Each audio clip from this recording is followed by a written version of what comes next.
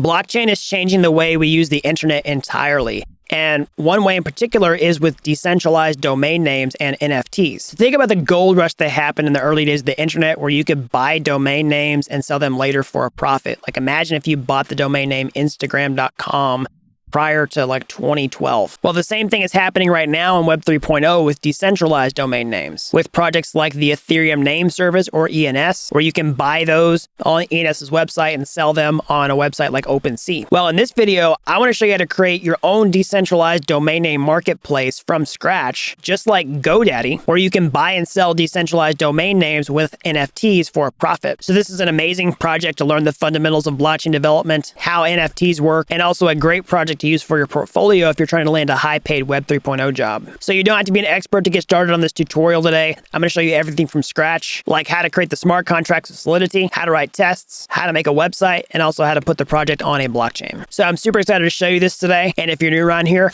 hey, I'm Gregory, and on this channel, I turn you into a blockchain master. So I put a ton of time into making this tutorial just for you. And the only thing that I ask in return for all the time and effort is that you smash that like button down below for the YouTube algorithm. Go ahead and just hit it now, just destroy it. And then also subscribe to this channel. And if you like what you see in this video today and you want to take the next step, become a blockchain master step-by-step start to finish, break into the blockchain industry, land your first 100K job, then head on over to dappuniversity.com/bootcamp to get started today. All right, so let's take a quick look at what we're going to create in this tutorial. So we're going to create a decentralized domain name marketplace called ETHDaddy, where you can list your blockchain-based domain names and other people can buy them with their MetaMask wallet, okay? So let's, talk about this. So, basically, this is obviously heavily inspired by Godaddy, okay? You can kind of see the similarities here. So Godaddy is one of the most popular domain registrars online where you can register new domain names, buy for them, renew them, all that type of stuff. But, and you think about going back in time and buying a bunch of, domain names that were popular in the early Web 2 days before other people knew about them. Like what if you had purchased a domain name for Instagram.com, back in 2011 or something like that, or even before the 2010s, that'd be insanely worth, it'd be worth a lot more money today, of course. And so, some of the things happening in blockchain because we have blockchain-based domain names. The most popular services for this is ENS, okay? So essentially, think about your MetaMask wallet, for example. It has a really long, hard-to-read address, okay? If I told you where to send money and I tried to tell you what this address from start to finish, you wouldn't be able to remember it and put it down. But that's what, ENS is for. You can get a human-readable domain name for your blockchain wallet. If I said, hey, send me, money to yourname.eth, like jack.eth or john.eth, you'd know exactly where to send that. There'd be no real anything lost in translation. It'd be easy to remember. And so that's what we're doing here. We're basically creating something kind of like ENS. Okay, so it's heavily inspired by ENS, but also heavily inspired by Godaddy. Okay, all in one place for this blockchain-based domain name marketplace. And one other thing I meant to mention is that this decentralized domain name marketplace is going to be completely powered by NFTs, okay? So just a quick recap on NFTs. These are just non-fungible tokens. So, you might think of NFTs as crypto collectibles. That's one of the most popular use cases. But there's so many other things you can do with non-fungible tokens besides just, digital pictures on a blockchain. You can also, represent any type of collection where the items in the collection are unique. And that's, domain names are a pretty good example of that use case. And so ENS domains is powered by NFTs. And our domains that we're going to list on our domain registrar website or our domain name marketplace, ETHDaddy, is also going to be powered by NFTs using the ERC 721 non-fungible token standard. All right, so let's go ahead and start coding. The first thing we need to do is get the project set up. So I've put a link to this code down in the description below. All right, so go ahead and grab this URL. All right, go to your terminal and type in git clone, all right, -b, starter code, starter_code, and then paste in that URL right after it and hit enter. Okay, so what this does is, this is a GitHub repository right here. And when you look at the final code for this application, this is the master branch because it supports branches. You can see them here. There's a master branch, and then there's a starter code branch, which basically sets the project up for us quickly without providing the final code solution. So I wanted to have that in this tutorial today, so we don't have to go through like Hardhat setup, blah, blah, blah, blah, blah, blah, blah. I want to go straight to coding as fast as possible, and that's exactly what we're going to do. So we're cloning a specific branch whenever you run that command. If you had not done the -b starter code, it would just pull down the entire, master branch with the final code solution. And instead of doing that, it just pulls down the starting point. Okay. So now let's enter into that newly created directory. We can just say cd ethdaddy. Okay. And so you can see we're on the starter code branch right here, not the master branch. So I'm going to go ahead and open this up in my text editor. I'm using Sublime Text. You can use whatever text editor you'd like. And I can see all my code for the project inside of here, right? It's got its README file. It's got a package.json. Okay. We got a place to write our tests. It's already set up for us. A place for our smart contracts. Okay. Our application. All right. All that type of stuff. Okay. So let's go ahead and start setting everything up in terms of our dependencies. So let's first of all talk about the dependencies that we need. You, of course, need, let's see here. The basic dependency is just going to be Node.js. That's the only thing you have to have installed in your system because we're going to install all of the packages with Node.js. So make sure that you've got Node installed already on your computer. I'm using, which Node version? Let's see here. I'm using Node version 14.16.0. So if you want to make sure that you have the exact same results as what I have on screen, then make sure you use that exact Node version. Now, if you're an experienced developer and you know how to switch Node versions and you're pretty sure that yours is going to work, that's totally fine. But if you want to have as few variables as possible, I highly recommend using the exact same one, okay? So now that we have that installed, well, that and the only other real dependency that you have to install manually is going to be MetaMask. Okay, so MetaMask, of course, is an Ethereum wallet, a blockchain wallet that connects our web browser to the blockchain because web browsers don't support blockchain connectivity out of the box in most cases. And you need to have a place to store your wallet to hold cryptocurrency to pay for transaction fees. Okay, so just make sure you have Node.js installed. Make sure you have MetaMask installed. You can find this in the Google Chrome App Store. I highly recommend using Chrome as your browser in this case. Okay, so those are the only two manual things. Now, with Node.js, we can install everything else. Okay. We can install Hardhat, which is our smart contract development framework. So Hardhat lets us create smart contracts. It lets us write tests. It lets us write scripts for deployment, all that type of stuff and so much more. We also need to install Ethers.js, which is the JavaScript library that's going to let us, basically connect our front-end application to the blockchain itself. And we also need to install stuff like React.js, okay? And React is going to be the front-end framework for creating our website that we'll use for this domain name marketplace, okay? So the good news is we can install all of those with our package.json file as developer dependencies because we installed Node.js and it'll automatically pull down all this stuff for us. We don't have to install it manually, just directly from our package.json file, and then run all our commands with npx instead of using the global npm dependencies. It's really nice to keep everything contained in the project that way. That way, I know that we're all using the same dependencies and we can all run the same commands without having to worry about any differences, okay? So we can usually just install those directly with the npm install command, but there's one quick change here, okay? We need to update our package.json file. So on that URL down below, click on this, make sure you're on this master branch right here, and then go to the package.json file and then click raw. All right. And then just highlight everything and copy it and replace whatever in your package.json file on your starter code branch with this code. All right. So unfortunately, I had to do some debugging and update these dependencies on the master branch before we created the starter branch, after we created the starter branch, and instead of having to try to merge that in a backwards way, this is just the fastest, easiest way. So the source of truth for the package.json file is definitely going to be this, one on the master branch. So make sure what you're starting off with is exactly what's here in the final code solution. So That's an unfortunate consequence of this development process, but hey, just make sure you got the same package.json file. Once you do that, you can just install your dependencies like this. Just say npm install. All right, and everything should go smoothly. All right, so now that is finished installing, let's go ahead and start working on the code. Okay, so again, we're going to do this inside of a project here, okay, that's got a Hardhat project, okay, and it's also got, a React project inside of it as well. Whenever we did that starter branch code, we got some placeholders for free. So if you look inside the contracts directory, we already have the file for our first smart contract called ethdaddy.sol. Okay, this is the Solidity smart contract code. We just got this empty smart contract, say contract ethdaddy inside of here. We'll fill out all the code inside this file. Okay, we've also got some other placeholders like our tests. Okay, we'll write some tests for the smart contract. We'll see that in a second. We've got a deployment script, a placeholder, all that type of stuff. Okay, so let's just start off with a basic smoke test for the smart contract, this ethdaddy sol.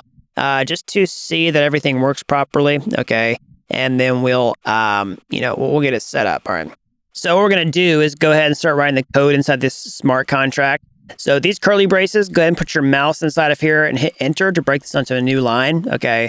So this is how you create smart contracts. This is your first one ever. You start off with the contract keyword, okay? And then you give it the name of the smart contract. In this case, that's ethdaddy, so capital ETH, capital D for daddy. All right, and then you put all of the code for the smart contract inside of here.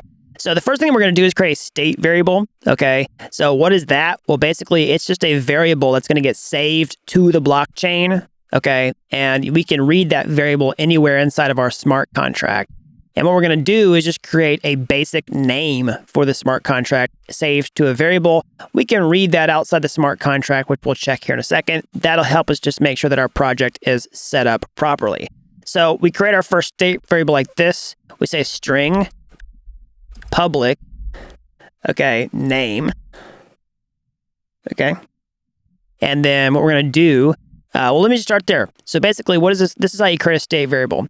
So basically, Solidity is a statically typed language, which means that you have to give it the data type of the variable whenever you create it. So in this case, it's a string, which is just a set of characters that are put inside of quotation marks that you can run together, like words or sentences, for example. And then public is a visibility of this variable. Basically, this tells Solidity, can you actually read this variable outside the smart contract? Well, it's public, so yes, and Solidity is actually going to give us a function for free called name, which is the name of the variable right here, and then we can read the value of this variable name outside of the smart contract. So that's the last thing I want to do is put an equal sign here and actually assign it to the string ethdaddy. Okay, and that's going to essentially give us a name for the smart contract, and now we can check for this to make sure that it's set up properly. So we're going to develop this smart contract by writing tests simultaneously. As we're writing the smart contract code, we're going to write tests in JavaScript to just check that everything works properly. All right, so you can go to your test folder here, and you can look at ethdaddy.js. So this is a test file where we can write tests in JavaScript to make sure that our Solidity code works. So I'm going to put these in new panels. Okay, and then I'm going to kill the sidebar here, and here what I have is my Solidity code on the left side, and I've got my tests here on the right side. So let's talk quickly about testing. So basically, testing is not something that's specific to blockchain development if you're brand new. Testing happens in pretty much every aspect of software development, where you write code that's supposed to do stuff, and then you write tests that check that your code actually works properly as you expect. Now, this is particularly important with smart contracts because, the development lifecycle for smart contracts is a little bit different from most Web 2.0 applications. A lot of the philosophy of Web 2.0 applications is basically get something that works good enough and then just ship it as fast as possible because you can update the code later, all right, and fix any bugs that you might run into whenever users actually interact with the application. Now, smart contract development is significantly different because, smart contracts by default are immutable, which means the code cannot change, okay? So basically, you want to really make sure that the smart contract works properly before you put it out there, because really you shouldn't be able to update the actual contract that you deploy the first time. And the other factor is a lot of smart contracts hold money, they hold value, and the consequence of a bug is, potentially millions, if not billions of dollars if a bug is found in production. So for those two reasons, testing is high, is paramount with smart contract development, even more so than, Web 2.0 development or maybe mobile development or some other type, right? So anyways, how do we test with smart contracts? Well, basically, we write our Solidity code in the Solidity programming language, but the way that most developers do it is they write tests in a different programming language, JavaScript. That's what we're doing over here. And with Hardhat, we have some libraries that we can use that are included, all right, out of the box. So this is another library. Let me just pull up the one that I want here. Give me 1 second. Okay, we can use the Mocha testing framework and the Chai assertion library. All right, let's pull those up on my screen here. So Mocha is basically a framework that lets you write tests in JavaScript, and Chai is an assertion library that lets you put these matchers and inside of your code. So we can see that Chai is already imported here at the top of the file. Mocha is already kind of baked into Hardhat. We have a tokens helper inside of here. All right, this is something that I just hand rolled that helps convert your cryptocurrency to tokens. And then we also have this describe function that's describing ETHDaddy, which is the contract name that we're testing over here. So describe is going to be our main function that contains our tests, okay? And inside the, describe, we can write individual test examples like this. We can just say it, has a name. All right, and then we can do this function. And then we can basically just say, we can fetch the smart contract from the blockchain like this. We can just say const ETHDaddy equals await ethers get contract factory. And then ETHDaddy. Just pull this over here. And then we can get the deployed copy of it. ETHDaddy equals await ETHDaddy.deploy. All right. And then we can say let ETHDaddy. And then we can say const result equals await ETHDaddy.name. And then we can say expect results to equal, I'll see our name over here is ETHDaddy. Let's just copy it. And that's kind of deterministic. It's not the best way to test, but hey, let's just get it up and running fast.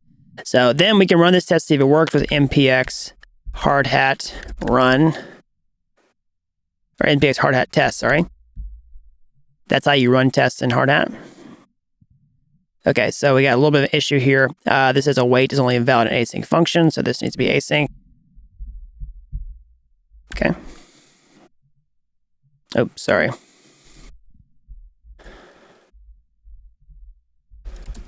All right, try that again. All right, so it works. So let's talk about what we did here.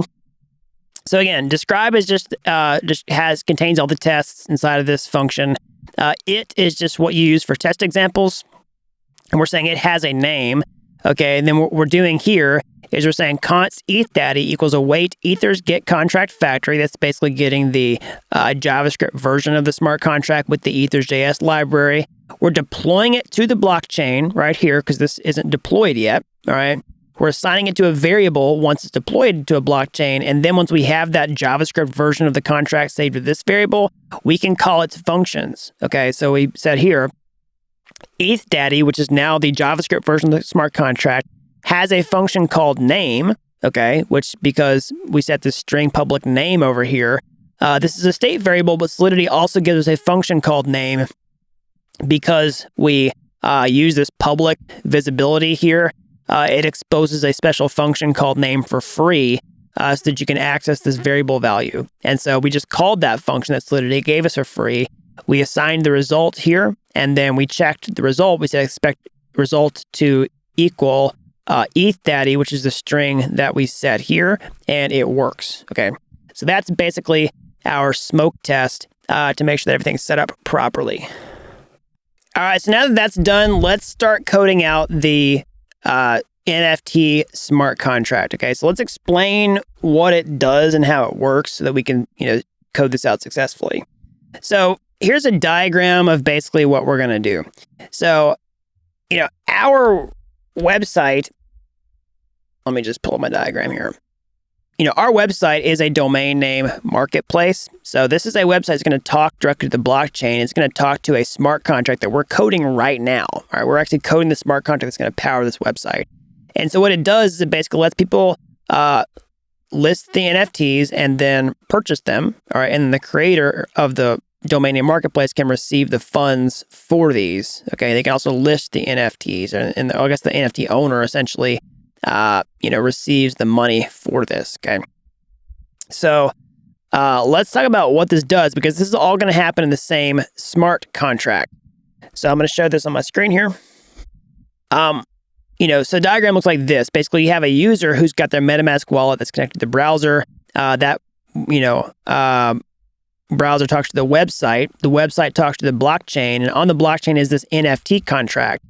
And so the NFT contract, what it's going to do is it's going to create all the domain names from scratch. It's going to mint them. Okay, that's what NFT minting is. You create a smart contract that handles all the domains. It starts off with 0. It mints them from scratch. Okay, and then those can be minted to an individual's wallet so they can own them. And then those domain names can be listed on the smart contract marketplace, because it's gonna be an NFT contract and a marketplace all in one contract. Okay, it's kind of blending the two concepts. And so once someone has the NFT, they can list it, directly on the smart contract. Okay, and then someone else can come to the smart contract and then buy the NFTs from the collection on that same smart contract as well. And then the ether goes to the domain name, creator or holder in this case. And now I know that's a lot of concepts all at once, but I think it'll become clear as we create this step-by-step exactly how this works. I think the best way to approach this is to just build one piece at a time, do this step-by-step, and it'll all start to click as we go through it, okay?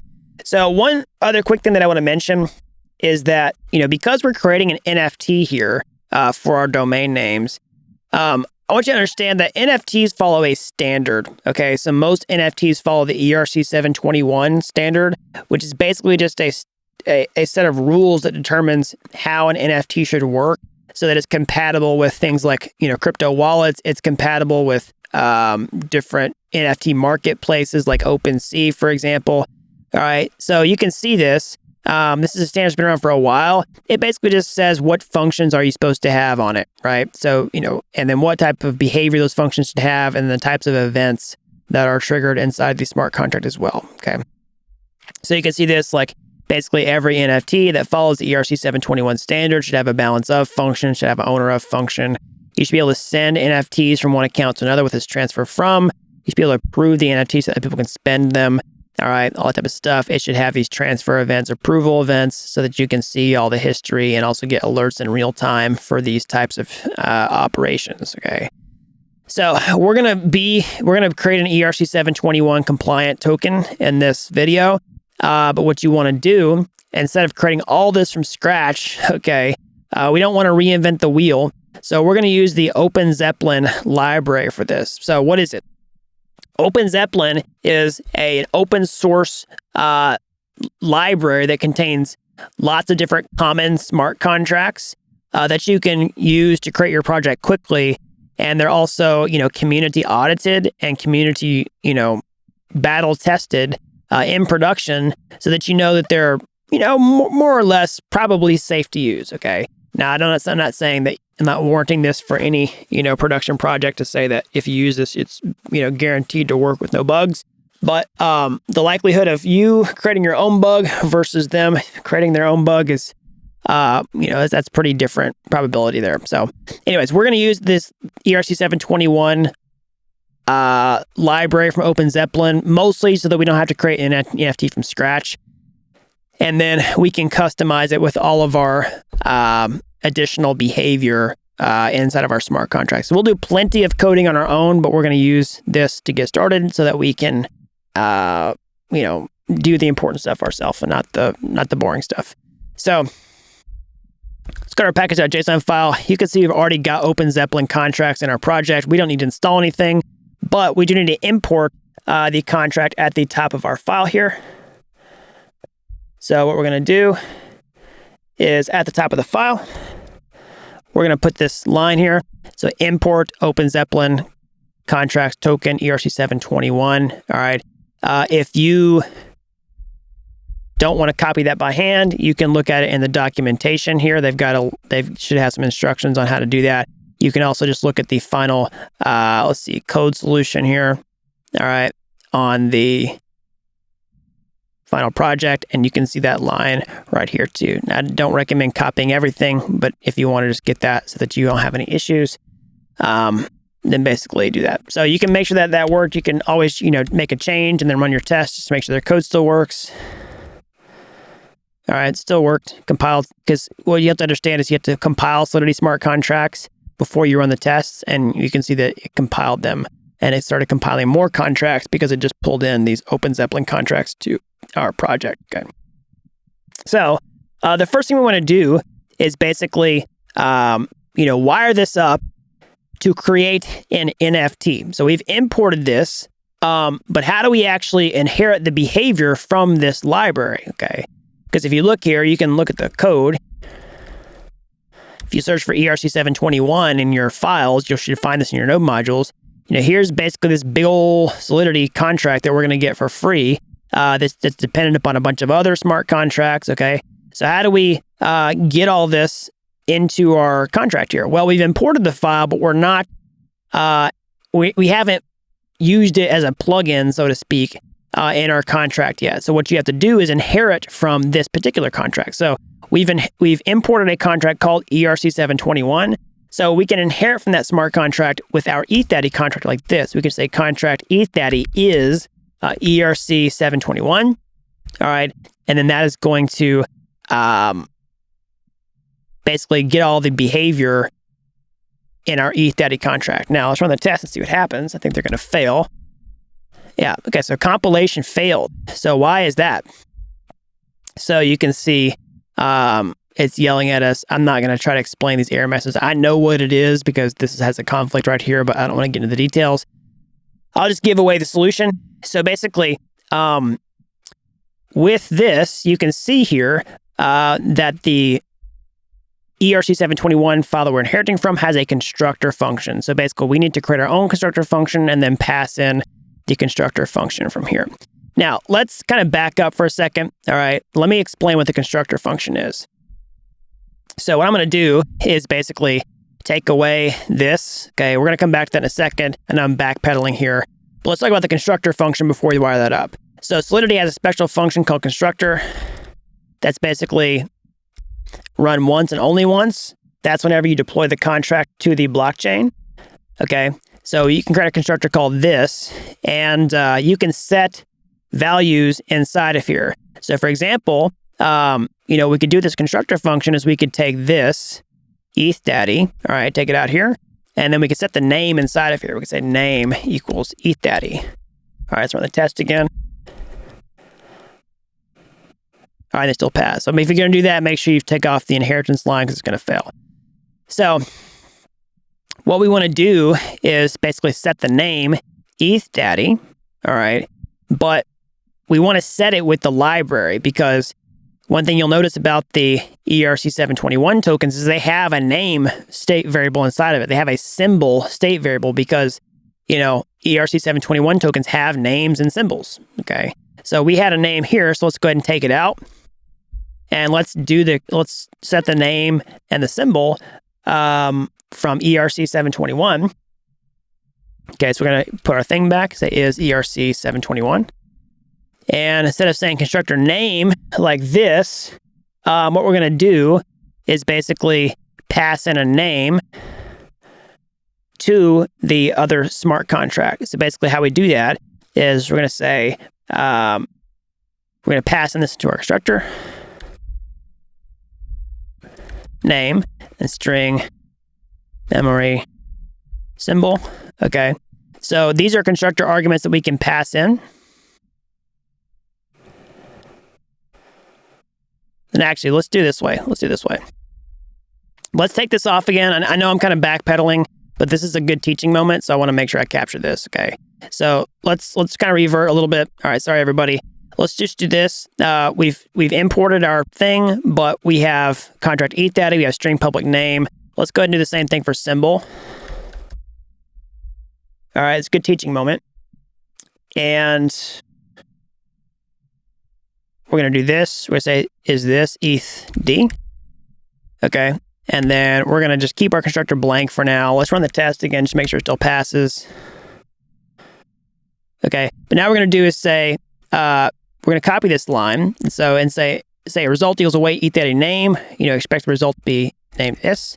Let's also just check the name. Let's check the symbol. Okay.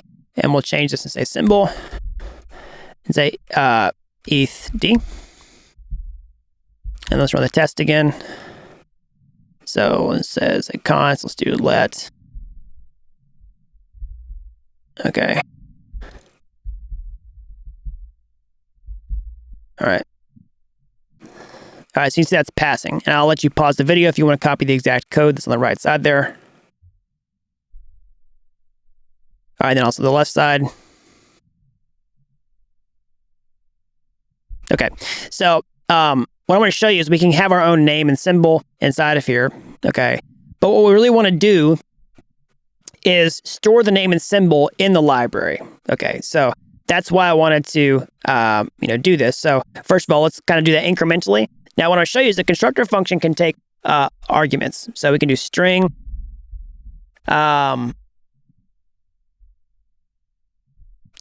memory name, and then string memory symbol. Okay, so string is data type, memory is the location, name is the name of the argument. So these two different function arguments, okay, name and symbol.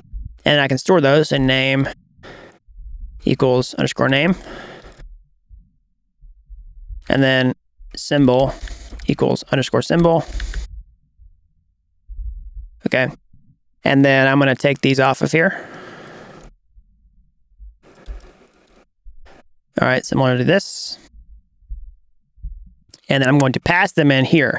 So I'm going to say in the deployment function, I'm going to say, I'm just going to pass a name as ETHDaddy, and then symbol as ETHD. All right, then run the test again. All right, they pass. So now let's actually pull in the import, the library. So what I'm going to do here is say is ERC 721. I'm going to remove my state variables because they're going to get stored in the state variables for the library here. But you see the constructor function takes a name and a symbol. So we're going to likewise take a name and a symbol here. But what we're going to do is actually pass them into this constructor. So we'll take these out here. And what we'll do is we can do that like this. We just put the contract name here, ERC 721. And then we do open and close parentheses. And then we just pass along these arguments into its constructor like this. Okay. So basically we just say name and then symbol. We just pass them directly here. All right. And then we don't put anything inside the constructor function yet. Let's do npx hardhat test. And then boom, still works. Okay. So now we do a little bit of refactoring. I want to format this constructor function because it's taking up, it's really long. So what I'm going to do is just break this up on this new line here. And then I'm going to move this onto a new line. All right. And that is going to say, add code here. All right. Now let's do that. Let's run the test again. All right. It still passes. Perfect. So basically now we're saving the name and symbol inside of the actual library itself. That's one of the good reasons to write tests is the code still works. And it saves you a lot of time. Like if you did this on a remix and you're sitting there pasting your contract code in, making changes, you got to hand test stuff all the time. That's another big benefit of testing is it can speed up the development process whenever you're making changes, especially if you have a lot of behavior. Okay. So, yeah, there you go. It has a name. And so it also has a symbol. So now let's refactor our tests a little bit. What I'm going to do is essentially this, we can see this has a name is all inside of one example, but we're all sticking the symbol. All right. So what we want to do is have a different test. So we could say has a name. All right. And then say, it has a symbol. All right. And I've copy and pasted these. So I want to hit the name out of here and then take the symbol out of here. Okay. And now I can run the test again. I can see it still passes. Okay, now it has two examples. It has a name, has a symbol. All right, that checks for each of those. But here you can see a problem. We have to deploy the smart contract each time inside of each of these test examples. That's duplication. That's kind of a code smell. It's bad practice. We don't want to have copy and pasted code inside of our file here that's duplicated. So how can we avoid that problem? Well, we can use something called a before each. Okay, so inside of our testing framework here, we can say before each. And what it's going to do is run some code before each of these test examples. Then we can basically do this inside of here, and we don't have to copy and paste it into each test example. So we can say async. Okay. And then basically we can do this. And then do this. And now that we've done that, we want to say let results, or we can say const. Okay. And then instead of do let ETH data here, we want to do let ETH data here. And now we should be able to save this and access it everywhere else. And so let's run the test and see if it still passes. Okay, awesome. Now one more thing I want to do is we're going to write multiple test cases throughout this entire file, and I want to group them into logical groupings. So I'm going to put both of these examples inside of here, describe deployment. Okay, and then what I'm going to do is basically do this, and then I can put all the examples for deployment, just the basic, the constructor function, what it does. I can put those inside of here. So you could call this, describe constructor, right? I'm just calling it deployment because that's really the behavior that I'm checking. But notice that all I'm doing is checking what's actually set inside the constructor function, okay? Because then we can describe other, cases like listing NFTs, minting NFTs, grouped by the behavior itself. So let's do that. Let's run the tests, see if it still passes. All right, so now you can see it also really organizes things nicely in our test suite. You can say, here's the contract name, here's the deployment, it has a name, has a symbol, both of those pass just fine. Okay, so a couple of things I want to do here is I'm going to take this name, I want to set it to a constant, say const name, because we're going to reference this again, and we can just say const name equals ETH daddy, and I can reference this as name here. I can also say const symbol equals ETHD, and then put symbol here. All right, let's run our test again. Yep, they still pass. All right, and so now what I want to do here is essentially create a way for the NFT developer to receive money whenever the NFTs are purchased, okay? So let's just take a quick understanding of that. So basically, let me just pull it up on my screen here. Basically, whenever somebody comes to purchase the domains, what's going to happen is the developer's going to list them on the contract and the website.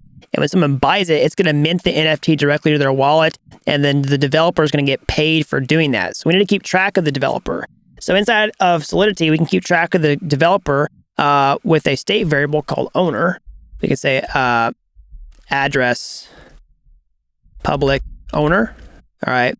And then basically we can set the owner here. So inside Solidity, we have a global variable called message.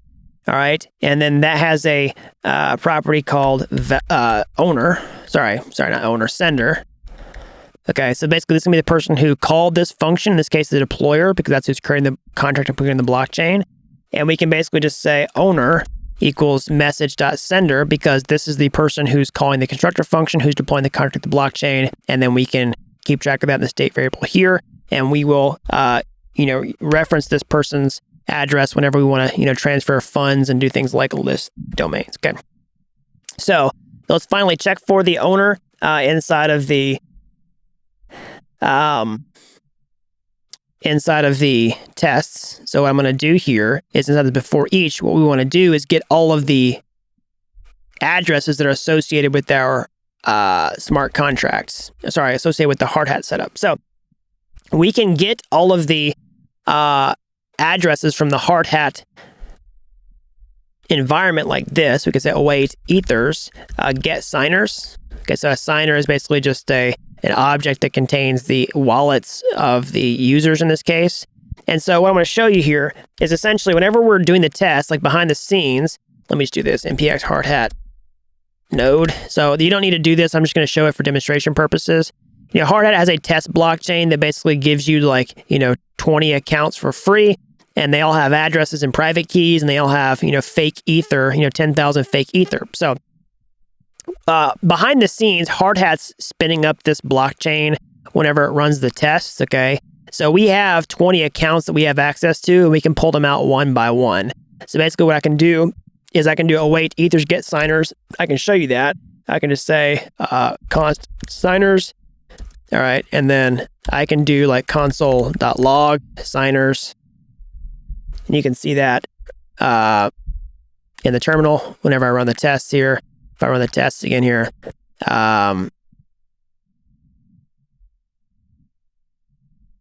sorry, I misspelled that. All right, you can see they're logged. I can do get signers, dot length. You can see that there's in fact 20 signers. It's an array, so I can do signers, 0 to get the first signer. All right, here's an entire object, but I can do get signers dot 0 to address. All right, and you can see here's the address, right? And you can see that's done twice because before each, it runs before each test example. Okay.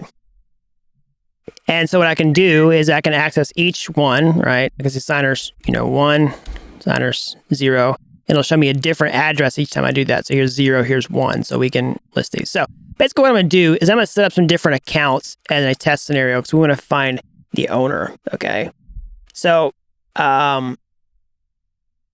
basically what I'm going to do here is set up some accounts like this. I'm going to say const. Well, let's set up two things here. So let ETHDaddy will also say let's deployer. This will be the deploy the contract, and then owner 1. These will be 2 fake accounts, and we're going to set those up here. So instead of const get signers, we can break this apart in JavaScript like this. We can say deployer and then owner 1. And because because get signers returns an array, we can just get the first 2 elements out of the array like this and save them to variables called deployer and owner 1. All right, now we've got these signers here, and we can also say deploy contract here. And then inside of here, we can also say, it has a name, it has a symbol. We can do it sets the owner. Okay, so we say result equals await ETHDaddy owner, and say expect result to equal deployer, which is this, which we saved here, dot address. Or make sure you call dot address on it because you want to get the actual address, not the entire signer object.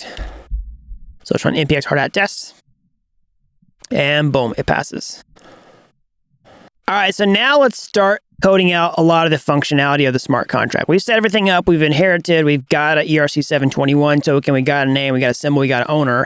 But there's, a couple of core pieces of functionality that we want to do here. So basically, let's put these in here. We'll say to do. We're going to do 1, list domains. Number 2, we want to buy domains. And number 3, we want to get paid our fees for whenever somebody purchases the domain. So let's work on step number 1, which is list domains right here. Okay, I'm just going to put this separate file so we don't clutter up the smart contract here. All right, let's just do that. All right. I'm trying to get it to go over so it's not indented so much, but yeah, boom, there you go. That's what we need to do. All right.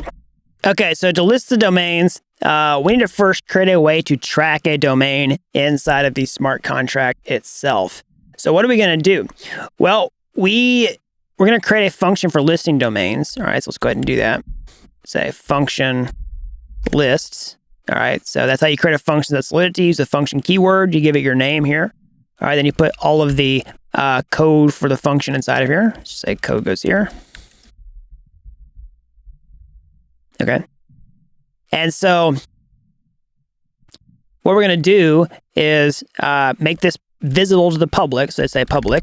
That's the visibility of the Solidity function, just like we did with this state variable owner and also the other ones here.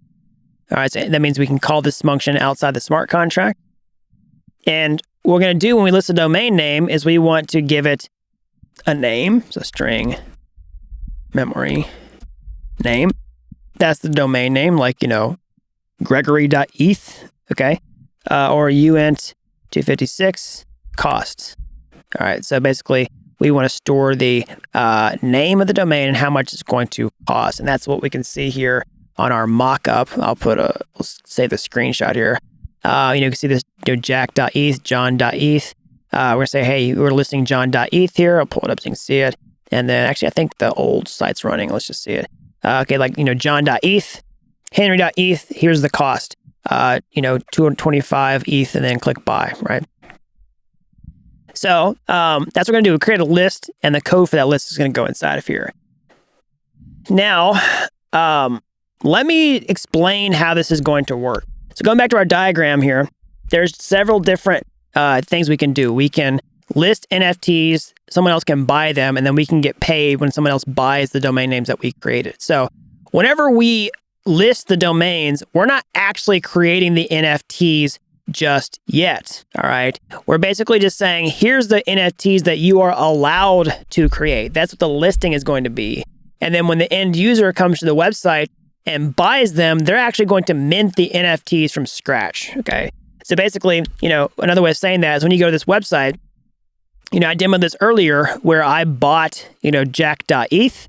Okay, now it's owned by this wallet. All right. And then you can see john.eth is for sale. So in this case, let's say this is a brand new smart contract. These 1, 2, 3, 4, 5 domain names have been listed, but they really haven't been created yet. All right. They only get created when someone buys them. Okay. And then in this case, there's 1, 2, 3, 4, 5, 6 domain names. Only one has been purchased. So only one actually exists, but there's 5 others that are listed but don't exist yet because no one has purchased them yet. So they only get created when someone else buys them. It's kind of like other NFT websites where you go to a drop and people mint them from scratch. They're only minted whenever someone actually buys them. It's the same case for this particular example, just to simplify things. It gets a little bit confusing, but it actually makes it a lot simpler. So now that we're going to list the NFTs, we need to basically create a way to store the potential domain names you can buy inside the smart contract. So what we're going to do is basically create, we need to model a domain. Main. We need to save the domain. And then, update total domain count. All right. So how are we going to model a domain? Well, we can use something called a struct. So the cool thing about Solidity is let you create your own, whatever data type you want to, custom data structures with structs. So you can say struct domain. All right. Then you can give it all these properties. So we can give it a string name. All right. We can give it a uint256 cost, and then bool is owned. All right. So basically we're saying we're going to create this thing called a domain, which doesn't exist in Solidity, but Solidity lets us use a struct to do that. And we can give it, arbitrary properties. In this case, string is just a string like we saw here. Cost is uint256. So what is uint256? Well, uint stands for unsigned integer. So that's basically a number that's not negative. That's what signed means. So it's unsigned. All right. That's going to be the ether cost expressed in way. And the bool is just a Boolean value, which is just true or false. All right, so those are the data types. So name is string, uint is cost, and then is owned is a Boolean. All right. So that's the struct for how we're going to model each domain. Now, that's not creating a domain. That's just defining what a domain name looks like, okay? So how do we actually create a domain? Well, we're going to do that inside of our function. And I say create a domain, we're going to add it to our list of domains, not actually minting the NFT yet, but we'll see that in practice as we go on. So we've modeled domain, checkbox, we've done that. All right, so now let's save the domain. So in order to do that, we can actually create a domain name struct like this. We choose a domain keyword that we created, domain, and we pass in the values. So the name is going to come from here. So this name is going to be the name here. All right, and then the cost is going to be this cost that's passed in from the function costs, and then is it owned? It's false. So basically, this is just going to say, hey, here's a domain that's for sale. No one's bought it yet, so it's not owned. And here's the name and the cost, okay? So now that instantiates the domain name inside this function, but now we need a way to save it, all right? So how are we going to do that? We're going to use something called a mapping inside Solidity, all right? So I'll just type it on screen, and then I'll explain how it works.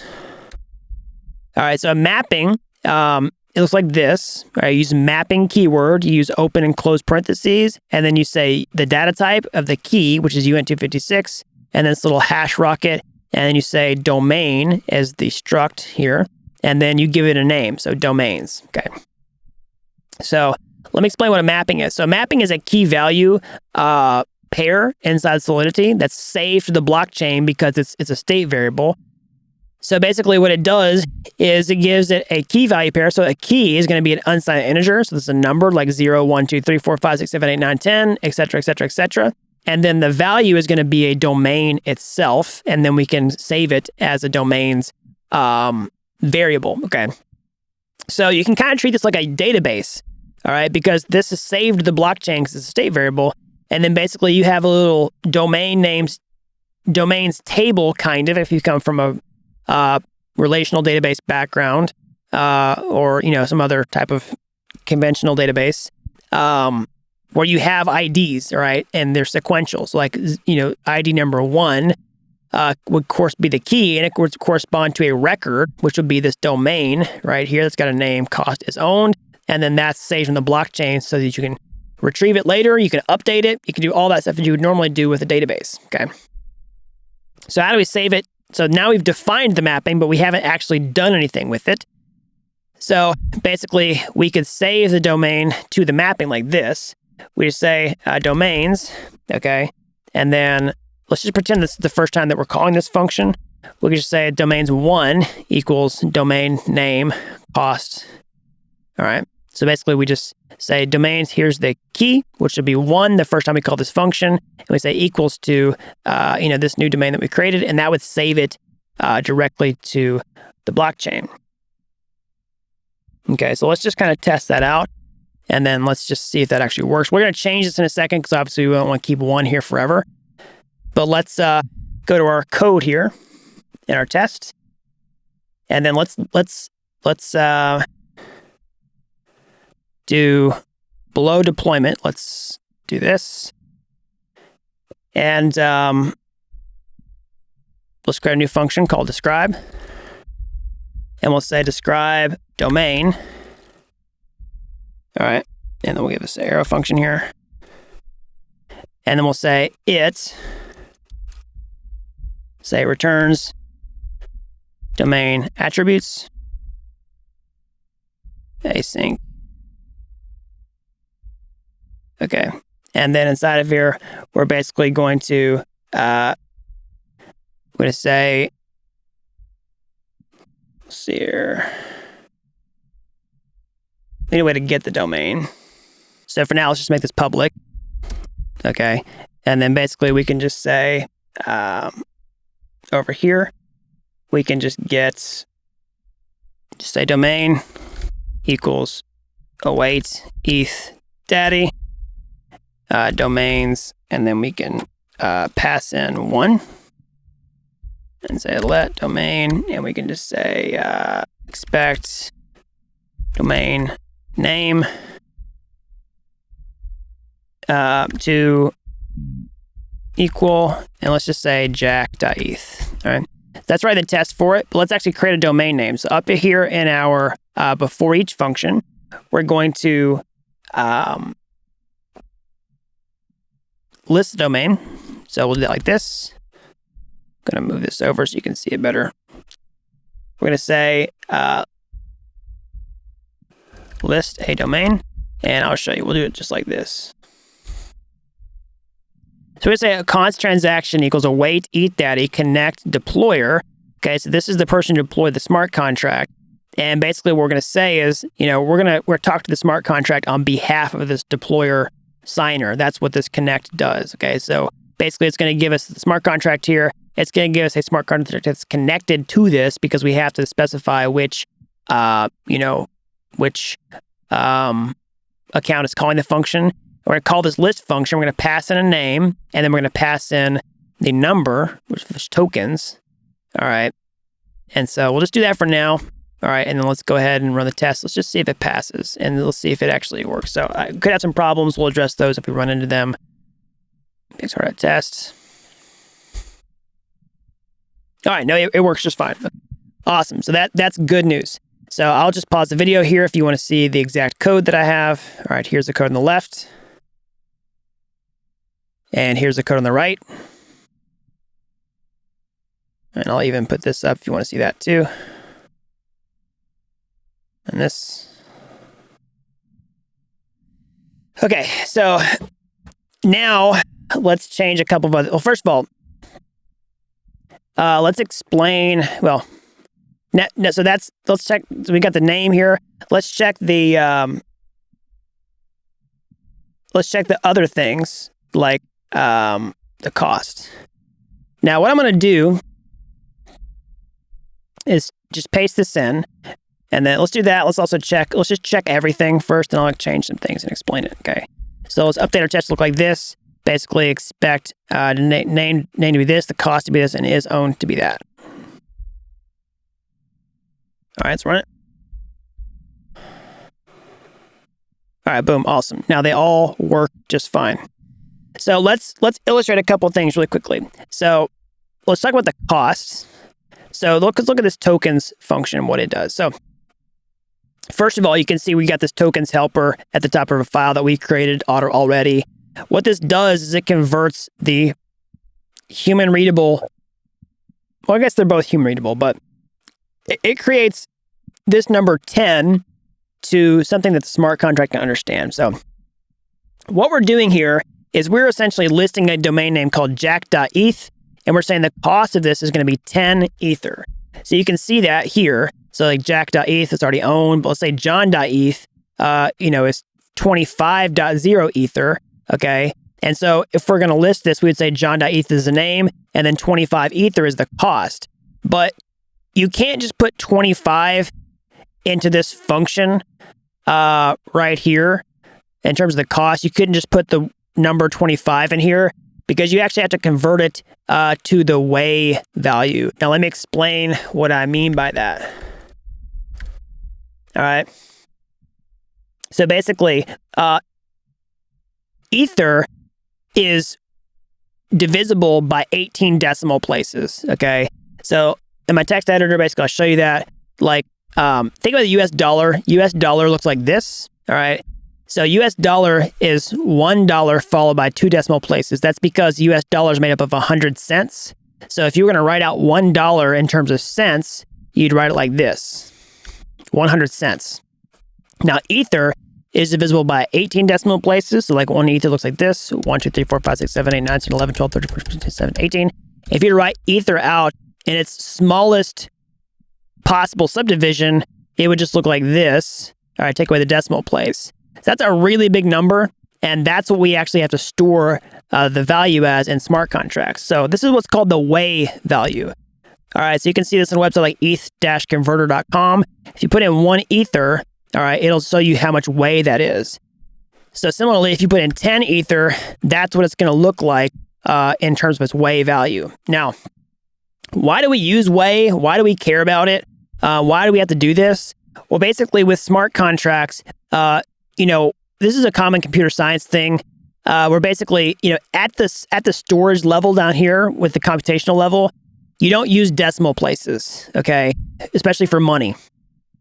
So we're going to use this thing called an unsigned integer, which is basically not negative, but it's also an integer, which some integers can't have decimal places. And so we store all the money cost, side of things. Anytime we deal with cryptocurrency, we don't use decimal places. So we kind of convert everything to cents.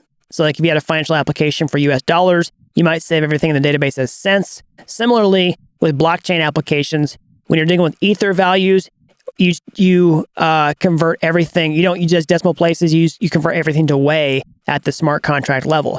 So what I'm doing here, when I'm listing the cost, is I'm saying I want to cost 10 ETH, but instead of typing this out the long way, I have a special function that converts that Ether to the Wei value. So let's just write that in the test so you can see tokens 10 is what I am going to pass in here. But instead of using the same function, let's actually go to our converter here, say we're going to do 10 Ether and convert that to the Wei value. We can just copy and paste this and then put it inside of here and then make sure, put the actual thing we're looking for and make sure that it works. And let's run the test again, make sure it still passes. All right, it still passes. So that's what it looks like at the smart contract level. This is what's going to look like on, more human readable level. So let's just undo that. I just want to explain the difference here and why it matters in context so you understand. Okay, so that kind of covers that. Now so we've saved the domain. Now what we want to do is actually update the domain name count and make this function dynamic. So right now when we're listing the domains, okay, we're basically just hard coding one. So if we call this function again, it's going to just overwrite this domain. What we want it to be is dynamic so that when a new domain is created, we're incrementing the IDs like 1, 2, 3, 4, blah, blah, blah, blah, blah. Now, unfortunately with Solidity, you cannot, ideal way would be to figure out how many domains are in here from the mappings called like mapping.length or mapping.size or something like that. But you can't do that inside Solidity because there's no way to know the size of a mapping. So what we're going to do is use a counter cache. Okay, so basically what we're going to do is have, a state variable up here above the owner. We're going to say uint256 public, not total supply, but max supply. All right. And we're going to use that as our counter cache inside the function. So what we're going to do is just say max supply. All right. And then it's gonna be 0 by default whenever we declare the variable, but we can basically say max supply equals max supply plus 1, and that's going to increment it every single time. So we'll say max supply, it starts off as 0, we just add 1, and so for the domain, number 1, we'll just say this is going to be number 1, we'll use that as the key, and then we'll update this. Run the test again, see if it passes. All right, boom, it still passes. And now if we run this multiple times, it's going to increment it 1 by 1 each time.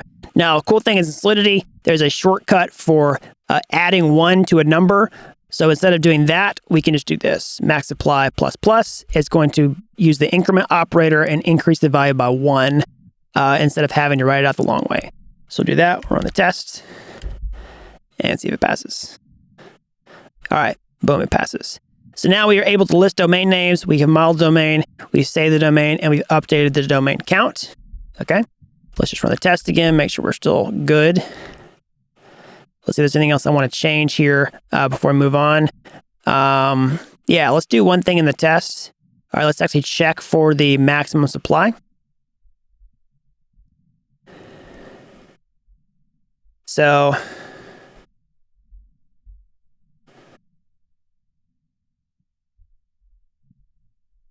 because we list the domain here, we can check the maximum supply.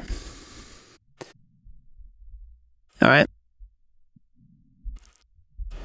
It returns the maximum supply. So basically we'll say ETH-Daddy max supply expect result to equal 1. All right. So there should be one domain name as the maximum supply once we've listed it. Save that, run the test. And boom, it passes. All right, now there's one more thing I actually want to do on this before we move on. All right, we're really close. but we want to restrict this function to where only the owner of the smart contract can list the domains.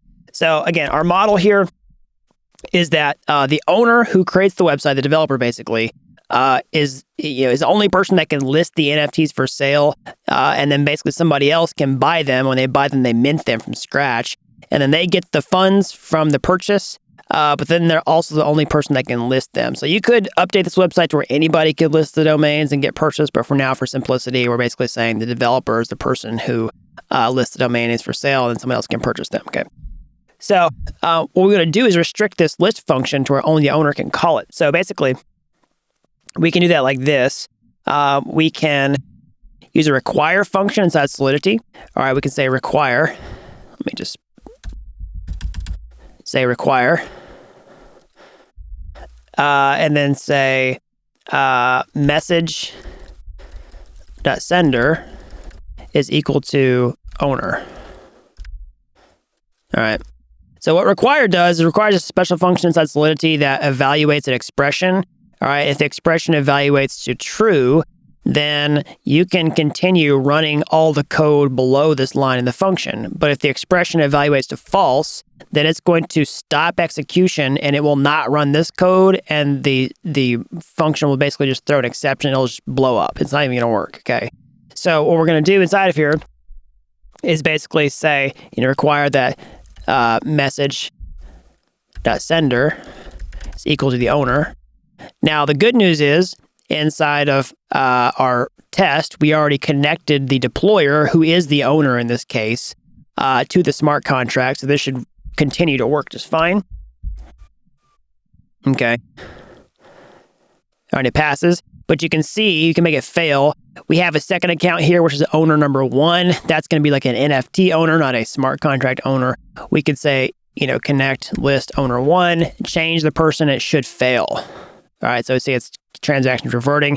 You could say, without a reason string, you could give a reason string inside of here. You could say must be owner. Okay. And then you can do it again. You can see the reason string, transaction with reason string must be owner. Okay. So we'll take that out. I just wanted to demonstrate that that's possible. All right. And then let's change the owner back to the deployer. Run the test. Okay. All right, it's done. And now what I'm going to do is refactor this a little bit. So instead of saying require message.sender equals owner, I've got some other functionality that I want to restrict inside this application to where only the owner can call it. So what I'm going to do is create something called, and I don't want to copy and paste this line every time I do that. So I can create this thing called like a modifier inside of Solidity that we can apply to our function, a custom modifier like this. I can say modifier. I can say only owner. Okay. And then inside of that, basically I can copy this. Let's just take the line out. Oops, sorry. A little clunky today. And then paste it in here, require message.sender is equal to owner. And then I'm going to do this underscore here. I'll explain that in a second. And then I'm going to take this only owner modifier. I'm going to apply it to my function. So after this public keyword, I'm just going to say only owner, just like that. And then I'm going to run the test again and see if it still passes. All right, do that. You can change the owner just to see sure it's still working. Say owner 1, make sure it fails. All right, then revert it back. And then boom, it works. Awesome. So now we successfully restricted the access to the list function by the ownable or the owner address, and we can reuse this on other functions, which we'll see later. Now I want to talk about this underscore here. So basically this underscore basically just means run the function body. Okay, so basically what it's saying is it's specifying the order. You're saying require, do this before you run the function body and then run the function body here. You could alternatively do it like this. You could do it like that. All right. You could do it before and after. There's lots of different things that you could, do. Okay. So now we have listed the domains. Now we want to buy the domain names with another account. Okay. So let's just see here. We've talked about this, how this kind of works. Basically, we've got this contract to mint the NFTs. Well, it lists them from the deployer, and then now whenever someone comes to the website and buys them, they're going to create them from scratch and mint them. So what we want to do is create a function called mint inside the smart contract, okay? And actually, before I do that, I want to clean up one thing. Instead of making this public, all right, I want to use a reader function for this. So we're going to take that away. Sorry, this is going back to the previous section, but what I want to do is have a function here called get domains. All right, so I'm going to put that in here. Basically, it's just going to say function get domain. We can give it an ID. Say public reviews domain memory. Say return domains, and then we're going to read it out of there inside Solidity. So we're going to do that, and then inside of the test, we're going to say get domain. All right. So that's a quick refactor. I meant to do that in the last section, but let's just go ahead and quickly get that done before we continue on. All right, yeah, so sorry about that. If you want to grab the final code solution, you can, but that was just a quick refactor. We have a special function for that instead of using the shortcut. So anyways, let's go back to minting. So we need to create domain names, let people buy them. We're going to create a function called mint. So we say function keyword mint. It's going to accept an ID of the domain name. So uint 256 ID. Public, okay? And so basically we're going to take the ID of the domain we want to mint. All right, we can get it, we can basically see it listed here. We can see it listed on our site, and whenever we click buy, it's going to mint it, and it's going to pass in the ID of this domain name in order to mint it. So we need to pass in the ID, and then we're going to call the safe mint function from the ERC721 library. So that's the heart and soul of what it does. So if you look at the ERC721's file, there's a safe mint. All right, this is a function that essentially creates the NFTs from scratch. Okay, it does all this underneath the hood. I'm not going to get into all that, but just know that's what the library does. It creates new NFTs from scratch. So basically, we'll just say function mint. So safe mint. Okay. And then we'll pass in, it accepts two arguments. So the address that we're going to mint it to, and then the token ID. Okay. So basically, the address is going to be message.sender. So that's the person who's calling the function again. All right. And then also the ID is just going to be the ID that we pass in. Okay. So let's write a test for that in the smart contract. That's the basic functionality. So below domain, let's just copy this and say describe minting. And then inside of here, we'll just say it updates the owner.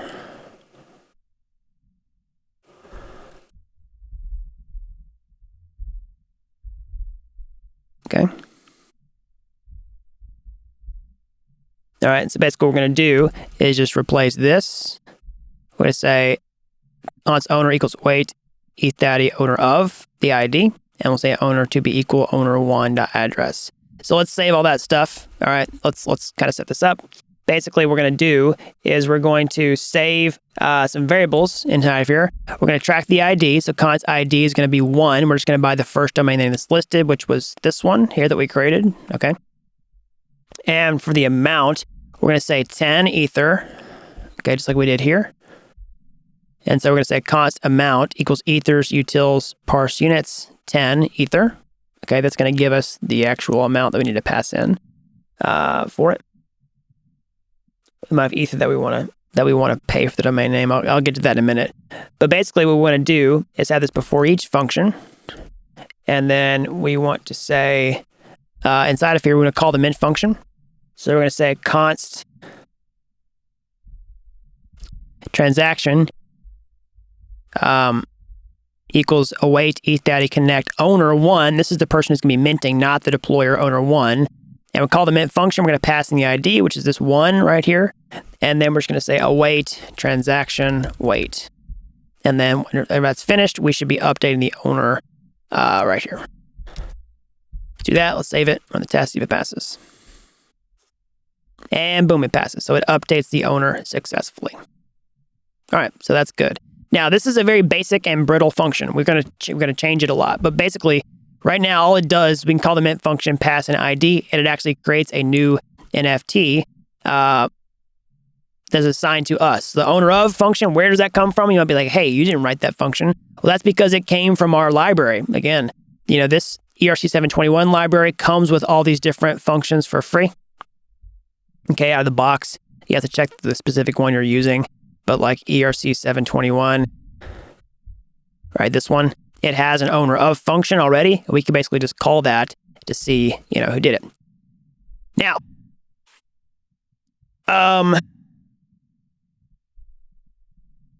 there's a couple other things we need to do here. All right.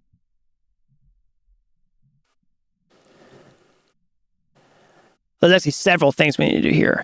One is that we want to get paid anytime that we are going to sell a domain. Okay. So how do we do that? Well, basically, the user needs to pay anytime that they call the function. Okay. So we can see that on our diagram here, user, mints the NFT and they need to pay, and then we're going to get paid. So what's going to happen is they're going to send Ether in order to buy the NFT. They're going to buy it with Ether. They're going to create it from scratch. And that Ether is going to go directly into the smart contract for safekeeping. And then we can withdraw it later from the contract whenever we want to. So the first step is to make people pay whenever they're doing it. So we're going to say mint public payable. Basically, what that's going to do is they're going to be able to call this function, and they're going to be able to send Ether in whenever they call this function since it's payable. Okay, so I'll show you how to do that. You see this amount here, 10 Ether, that we saved to a variable. Well, we can basically send that in like this. After mint, we can do a comma and then pass in the metadata, which is value. And value is going to be the amount here that we saved as 10 Ether. So now it's going to do is going to call the mint with the function with the ID, and it's going to send in 10 Ether with that function that's going to get stored in the smart contract. Okay, so let's just do that. Let's make sure it passes. All right, boom. And so now we can check that was actually saved to the smart contract after it updates the owner. Okay, we can say it updates the contract balance.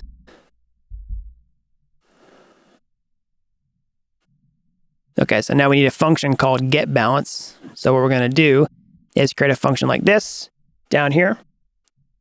We're just going to say, instead of getDomain, after getDomain, we're going to say function getBalance. And we say getBalance public view returns unt56 unsigned integer of 256 bits. You'll say return address this. So this is the address of the smart contract that we're coding inside of. Address is casted to an address type. Okay. And we can call .balance to get the Ether balance. All right. And then we're going to call that function here, ethdaddy get balance. And then we'll run the test again. All right. So I need to save it. I didn't save the test over here.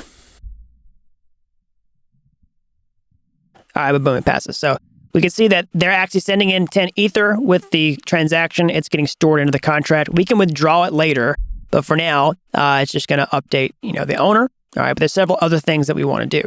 So additionally, we want to update the domain status. So after it updates the owner, we want to say it updates the domain status. So after we listed it and someone's bought it, in the list, we want the domain to not be owned anymore, or to be owned, excuse me. So whenever we created it here, we said the domain is not owned yet, it's false, but inside of this function, we want to set it to owned. All right. So we'll do that like this. Basically, we'll pull it out of the domains mapping. We'll just say domains. We'll fetch it out like this, ID that we're passing here. And then basically we'll say is owned equals true. We can just update it simply in line like this. All right, run the test again. And boom, it passes. It updates the domain status to owned. All right, so that's the basic functionality of the mint function, where we can get domains and then, basically update the status. Another thing we want to do is update the total supply of domains that exist. We know how many that have been minted so far. So inside the list function, we use the max supply, which governs the total number of NFTs that can be minted. But now we want to do is use the total supply. So we got the max supply. We want to have another state variable called total supply right here. So we'll say total supply. So this is the theoretical number of NFTs or domains that can be created. This is the actual number that have been created. So inside of here, we're going to do total supply plus plus, just like max supply. All right. And so also here, we want to add the total supply to our deployment. So deployment has name, has symbol, has the owner, returns a max supply. We also want to say returns a total supply, which when we deploy the contract, it should equal 0. All right, we can do npx hardhat test. All right, boom. So that works. And so I check for the total supply whenever we update the contract upon deployment. But now what I want you to do essentially is check for that inside the minting function. And I'm not going to tell you how to do it. Okay, so this would be a code challenge for you, kind of like a homework assignment, where you need to check that the total supply was actually updated to the correct amount here. All right.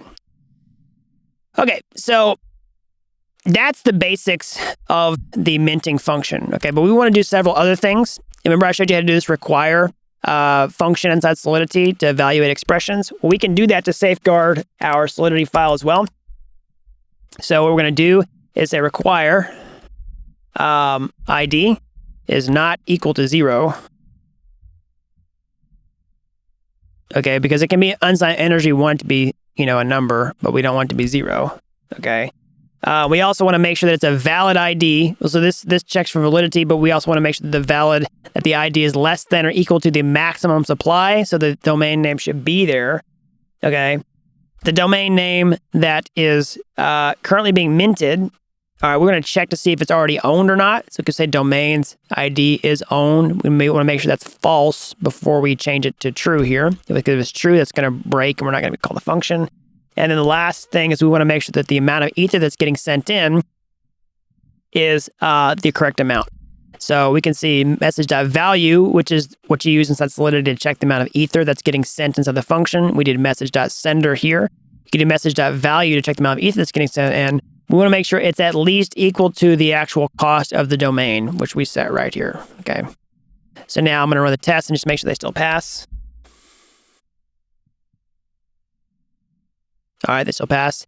And what you can do is you can check for these yourself as a homework assignment to see whether or not you can get these to fail. All right, you can write your own explicit examples, or you could just change values in your test just to see if they work or not. Okay.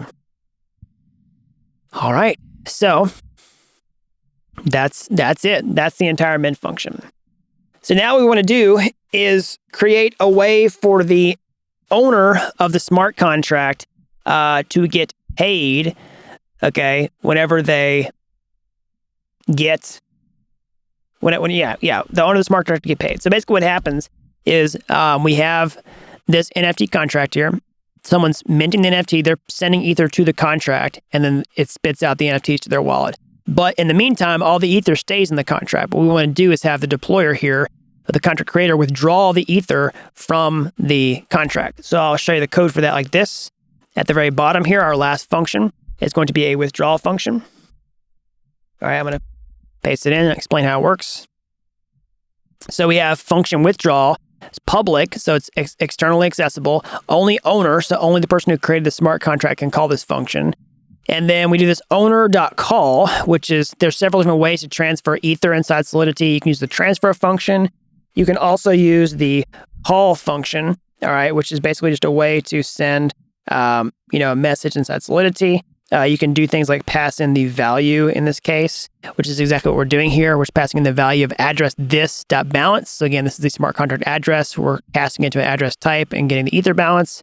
we're sending a blank message, and this just transfers Ether to the owner. All right. And then it returns a success value, and we make sure that it was returned successful like this.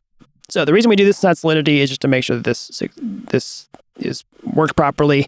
There's some security issues potentially with the transfer function. We see a lot of people in the Solidity community moving towards this type of pattern, so that's why we do it this way. Okay. So we do that, and I'm going to take this out because that should be the last of our code here.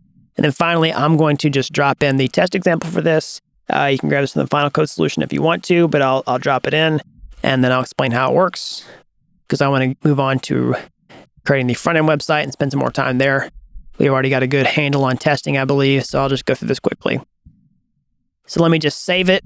Let's run the test, make sure they pass. All right, they pass. And so basically what we're doing is say, describe withdrawing. We put in the ID, the amount, all right, balance before. And what we do is we get the deployer's address, we check the balance before, we connect ETHDaddy owner 1, we mint an NFT, we wait for the transaction to finish, and then we connect with the deployer's account, and we call the withdrawal function, which we just coded here, all right? And then basically we just say, we update the owner balance because we check the balance after, all right? And we say the balance after should be greater than the balance before, okay? And then it updates the contract balance. We get the result ETHDaddy get balance, and now the balance of the smart contract should now be 0 because we've taken all the Ether out of it. So when we run that test, it passes, and then boom. All right. So now we have a complete smart contract for our NFT domain website. So now let's talk about how to put that smart contract out there on the blockchain. All right, so now what we're going to do is take our smart contract and put it on the blockchain so that we can start creating our front-end website, okay? So I'm going to clear out all this stuff. All right, I'm going to open a new terminal tab. And what I'm going to do is start our development blockchain. So if you notice we're running the tests, we didn't really have any other, system processes running, at least we didn't need to. I personally did, but you didn't need any. Okay, so basically if I do, I'm just gonna close all my terminal tabs. They're all not closed, but there's nothing running in them. I'm gonna show you, like, we did an NPX Hardhat test. All right, not HEST, sorry. NPX Hardhat test, okay? And, let's see, I misspelled Hardhat. I do it all the time, Hardhat typo. And you can see it just runs the test, right? But you don't see a blockchain running. So what's happening? Well, it's running a blockchain behind the scenes outside of your awareness. And so we can use that same blockchain for development purposes. Okay, in a new terminal tab, I'm going to say NPX Hardhat node. And what that's going to do is start a development blockchain on our computer. Okay, and now we can use this and point our website to it locally. And it's going to give us like 20 accounts for free, all with 10,000 fake Ether inside of them. And so what we want to do is take our smart contracts that we just created and deploy them to this blockchain. All right, so how do we do that? Well, we're going to use something called a migration script. All right, so our deployment script inside of Hardhat. So if you look inside your Hardhat project, you can see this file here. So scripts folder. You can see this deploy.js. All right, we have a placeholder inside of here, all right, where we can write all the code for our deployment script. And so what we're going to do is write code that's very similar to what we did inside of this testing file. At the top, essentially, where we just got the contract factory and deployed it, and then configured the name and the symbol and got the signers and all that type of stuff. We're going to do a procedure very similar to this, and it's going to deploy the code directly to our blockchain. So let's go ahead and do that right now. So inside deploy.js, we're gonna get the signers. Okay, so we'll just say at the top, we'll say set up accounts and variables. We're gonna get the signers just like we did inside of our test, like this. Say const deployer. All right, we're just gonna get the first item out of the array. Say await ethers get signers. All right. We're going to set the name and the symbol, just like we did in our test. So const name equals ETHDaddy, symbol equals ETHD. And then now we're going to deploy the contract like this. Okay. We're going to do the ethers get signers, just like we did in the test. ETHDaddy await equals get contract factory, ETHDaddy. I think I say get signers, I meant get factory. And then we're going to deploy it. Okay, just like this. And then we did that. We did the same thing in the test before. And then finally, we're going to say await ETH deployed. That's just going to make sure that it's finally deployed. Okay. And now we can log that to the console. We can say console log deployed domain contract at. We can console log the address so that you can see it. Okay. Now, there's one other thing I want to do inside of here that you could run this right now and it would go ahead and, put the smart contract in the blockchain. But what I want to do is also, list some domains. So I'm gonna put this in here kind of quick, but you can reference this from the final code solution if you want to. So inside this is just an arbitrary script. You can do whatever you want to inside of here. The main purpose of this is to deploy the contracts, but simultaneously, I'm going to go ahead and list some domains so that we can boot up our website and see some domains already on our website. So I'm going to list 6 domains like this. I'm just going to throw this in here and then explain how it works. You can grab this from the final code solution if you want to.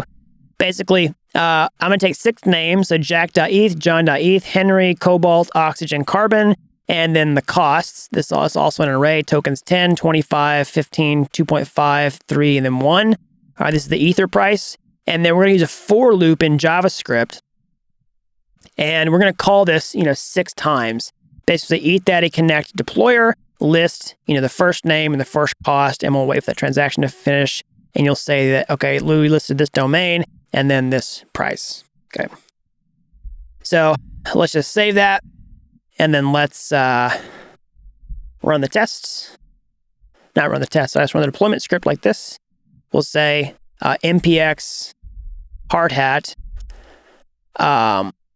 run. That's how you run scripts. We use a scripts folder, scripts we say scripts are deployed to JS, and we say -- network localhost. All right, boom, there you go. See, the domain contract was deployed at this address, and then we listed domain 1 through 6, Jack through Carbon. All right, and you can see that listed here inside of this transaction list. All right, so now let's start coding out the front-end website. Okay, we've done the smart contracts. We've put everything on the blockchain. We've got our blockchain running. Okay, we've got everything out there. Now we want to actually cut out the smart contract. Cut the website so we can talk to the smart contracts. So, I'm going to go to my code here and just make sure all the files are closed, kind of clean house a little bit. I don't need all those files open. And I'm going to go to my terminal.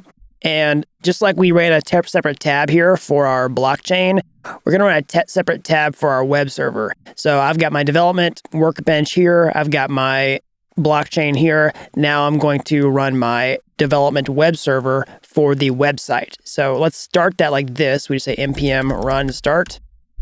Okay. And that's going to open up a new tab here in your browser at localhost port 3000. And you can say it says just welcome to ETH. So it started properly. All right. Now we can see that here. And I'm just going to go back to my development workbench and keep that out of the way. All right. So let's take a look at the website because clearly we have something here already. Again, we started off with this template, the starter code branch that's got some placeholder code in it. So let's go look at that placeholder code. If you go to the source directory, this is the file where we'll put all the front-end files for the website. So again, we've got a Hardhat project here, and then inside the source directory, we've just put in the source files for the website. This is going to be the React application. So if you look at this app.js file, okay, this is the main component for the library. Okay, so this is a React component. This is React.js. We've got this return function inside of here. You can see that we've got JavaScript up here. We've got HTML inside of here. That's the beauty of React components is that you can basically, mix HTML inside of JavaScript into these files called components that you can reuse and, organize your application. So I'll just do a quick mention of React in case you're not familiar. Again, React is a client-side or it's a library for building user interfaces, primarily on the web. Okay. So basically, you can write your websites, then we can make it connect to the blockchain. We can write this interface with React. We'll kind of dig into some of the details of React as we go through this, but that's the basics. Okay. So we have this basic HTML here that just says, welcome to ETHDaddy. All right, we could put an exclamation point here just to change it. Click save and go back to our web browser, and you can see that automatically changed without having to refresh the page. That's the really nice thing about using that development server is it keeps the website and our code in sync. All right. So you can also see that some other stuff was imported inside of here. Like we've got these components that are already saved inside of here, loaded up into our project. We've got an ABI. We've got a config.json file inside of here. We've done a lot of stuff for you so that you don't have to create everything from scratch. We've already pulled this use effect, use state, pulled in the ethers library. You're probably going to see some serious linter warnings in your server. That's okay. It's because we have these placeholders in there. This is not the final code. But yeah, we've got a sort of hello world website pulled up there. Now, another thing you want to do is configure your MetaMask. So basically, we've got our MetaMask here. You want to make sure you're connected to the Hardhat network. So inside of here, you're going to do add network. Okay. You want to put in the details for the Hardhat blockchain. Let's see if it might have Hardhat actually. Hardhat. Okay, it doesn't have. I was going to see if MetaMask added a configuration for Hardhat. But you're going to do add network manually. You can call it Hardhat, RPC URL.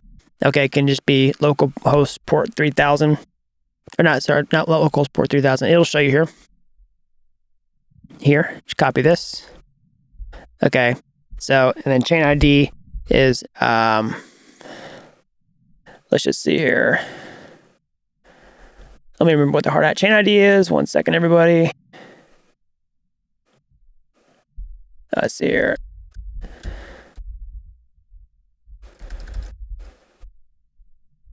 Actually, it's in this config file. I'm going to show you the cheat code for this. We already have a file inside of here called config.json. If you look at it here, we've got the thing already, 131337. So we can go put that in here, 3137.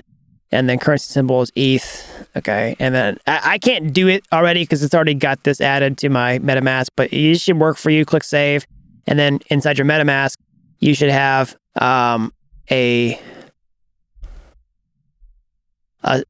blockchain that you can select from called Hardhat. So if you're on mainnet by default, you should see one called Hardhat now. You can switch to it. Now you can see this. Now, you also want to import your account to this. I would recommend importing a few accounts so you can take like account 1 and then copy the private key and then go here and then go to import account.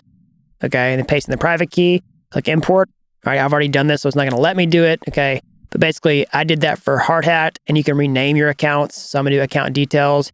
I rename it to Hardhat 0, which is the exact same name as this. So I just use it based on the index account 0. So I just call it Hardhat number 0, Hardhat number 1. And I would go ahead and do this for the first 2 accounts in the list. Okay, so account 0 and then account 1. Hardhat 0, Hardhat 1.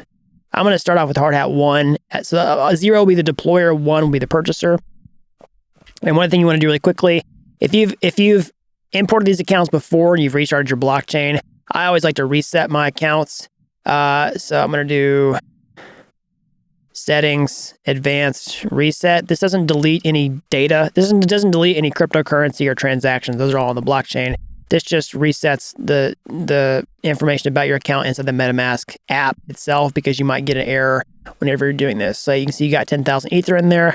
Man, wouldn't it be nice to open your MetaMask and see 10,000 Ether just chilling there, about $12 million. That'd be a great feeling, but alas, this is fake Ether. So anyways, now you got your MetaMask set up.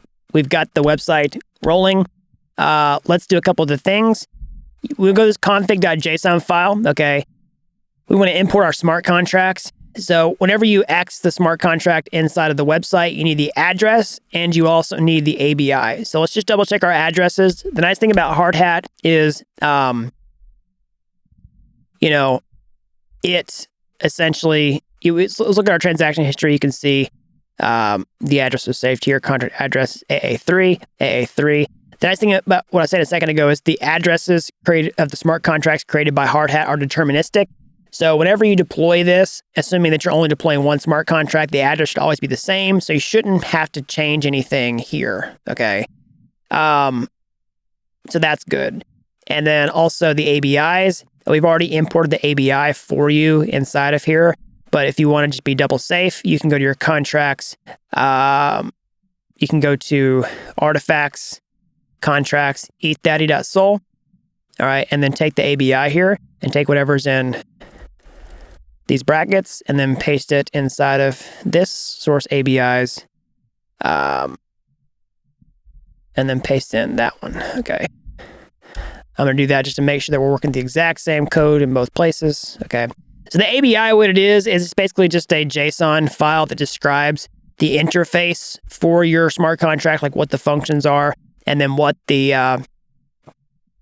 functions are, and then what the arguments are, any type of events that the smart contract might emit. Okay. And so we need the ABI, Hardhat creates it for us in our Hardhat folder, but it doesn't expose that to our React application. So we got to import all that stuff from our React application inside of here. So we take the ABI, we put it in this ABIs folder, we take the address, we put it in our config.json file, and then with this ABI and then the address, we can create a JavaScript version of the smart contract in order to talk to it on the blockchain. So we'll come back to that in a minute, but just know that that's part of the initial setup process, okay? And that we want to actually, do that. So, and then we pull those into our app.js. We pull the ABI from it. We pull the config.json so we can get that. And then now we should have everything set up. So let's do a quick smoke test with our front-end application just to make sure that we can actually properly, connect it to the blockchain. All right, so we'll make it nice and simple here. All right, so what we're going to do is basically just take the account out of our MetaMask wallet and show it on the page. That'd be a nice, simple smoke test to make sure that everything is set up properly and that we're talking to one another. So what I'm going to do is open my web browser here. Let me put this back on the right place. If you look at, go inspect element or inspect, you can see this pop up. All right, this will show you like all the HTML on your page. It's also got a console down here where you can interact with the JavaScript environment. So in the console, you can see window is basically a global variable inside of JavaScript here that is a window object for the entire window of your browser. And you can look at window.ethereum, okay? And this is basically connection that is provided to your window browser from MetaMask. So whenever your MetaMask is talking to the blockchain, MetaMask attaches something to your browser called window.ethereum. Again, what's the purpose of this? MetaMask is to basically turn your web browser into a blockchain browser and to give you a place to hold wallets and sign transactions. In order to do that, it mounts this window.ethereum to the window so that you can do that. So we can call this window.ethereum directly to do things like fetch the account and among other things, and that's what we're going to do right now. So what I'm going to do is create a function called load blockchain data. Say function, or say const load blockchain data. All right, that's async. And inside of here, let me fix that. I'm going to say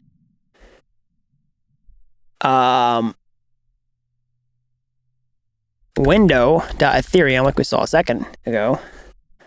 I'm going to say request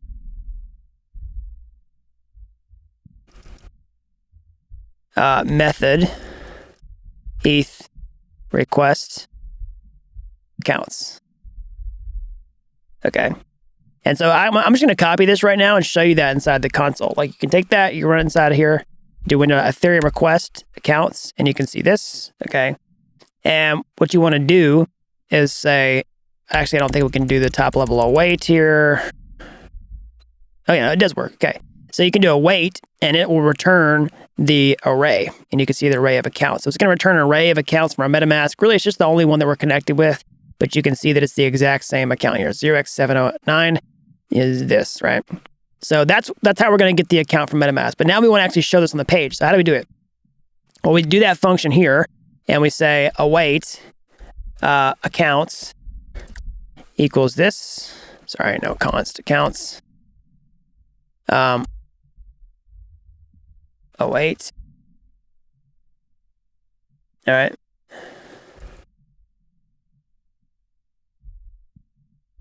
And then we're going to just format it. And then like this, const count equals ethers, utils, get address, accounts 0. Since it's an array, we want to get the first one out of it. And we just want to use ethers, which is the library that we've imported right here. It's got a utils just to format the address. Okay. And then we're going to just console log that, console.log account, just to make sure it works. Now, if you notice, go back to our page and refresh. We don't actually see that logged to the console. So why is that? Well, that's because we, defined this load blockchain data function. We're not calling it. Okay, so how do we call it? Well, inside of React, you can see we're using this thing called a function here for our component. Well, functional components have these things called hooks, and we have something called use effect that we can basically call whenever the function is going to get, rendered, whenever the component's going to get rendered on the page. And we can see we have use effect already imported from React here. And what we can do inside use effect is we can say load blockchain data. All right. And then for now, we also want to provide a second argument, which is going to be empty array. I'll explain that in a second. But for now, let's just do that. Go to our page. And if we refresh, we can see that it is getting logged to the page. So we're actually displaying the account in our console. Okay. And so now this thing right here, this empty array, this is a list of properties that we want to watch for to see if they change, if we want to call this again, but we don't want to track anything, so we just leave it blank. But now we've got this low blockchain data. So instead of just saving this to an array, let's show it on the page. So what I'm going to do is use another React hook here called use state. So React has something called a state object, which basically is like a little database for each component. So if you think about it this way, you see a to-do list inside of React, right? How does this to-do list know which items are on the to-do list? 1, item 2. Well, it uses something called a state object. So you can see this right here.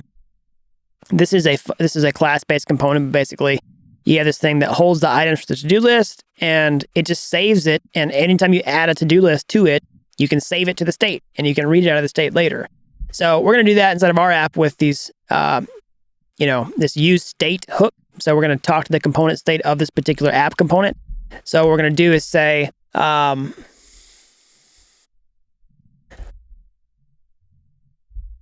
provider, set provider equals use state null. So basically what it's going to do is say use state is just going to call the hook. Null is the default value for the provider. And actually I said provider. I don't want to do that. I want to do account. So set account and then set account. So account and set account use state null. Null is the default value. We don't want the account to be anything by default. And it's going to give us a variable, okay, to read the current account value from the state, and then also a function to update that value directly to the state. And then we do it just like this. So we can basically, instead of saying console log account, we can say set account and pass in the account.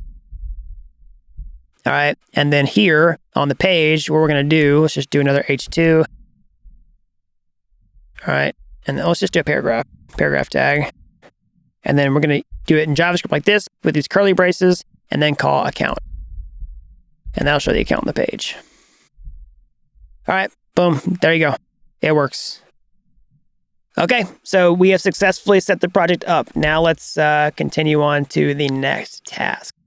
All right, so now what we're going to do is create the Navbar. Okay, so you can see from our mock-up here, we've got this Navbar that's got the ETHDaddy logo here. It's got the domain names, all this stuff, right?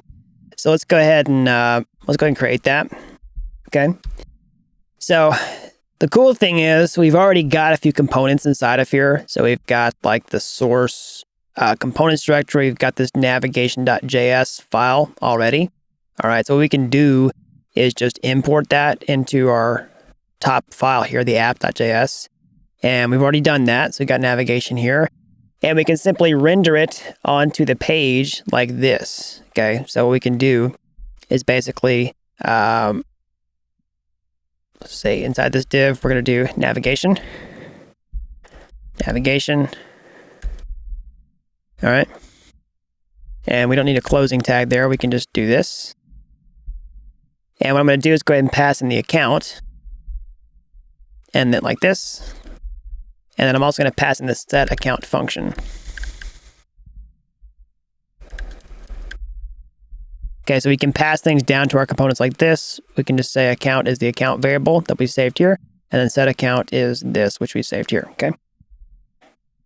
And then now in the navigation, we can see we accepts an argument of the account and set account. Now we've got those because we passed them in right here. And what I'm going to do is take this paragraph tag out of this, and then I'll move it to the navbar, okay?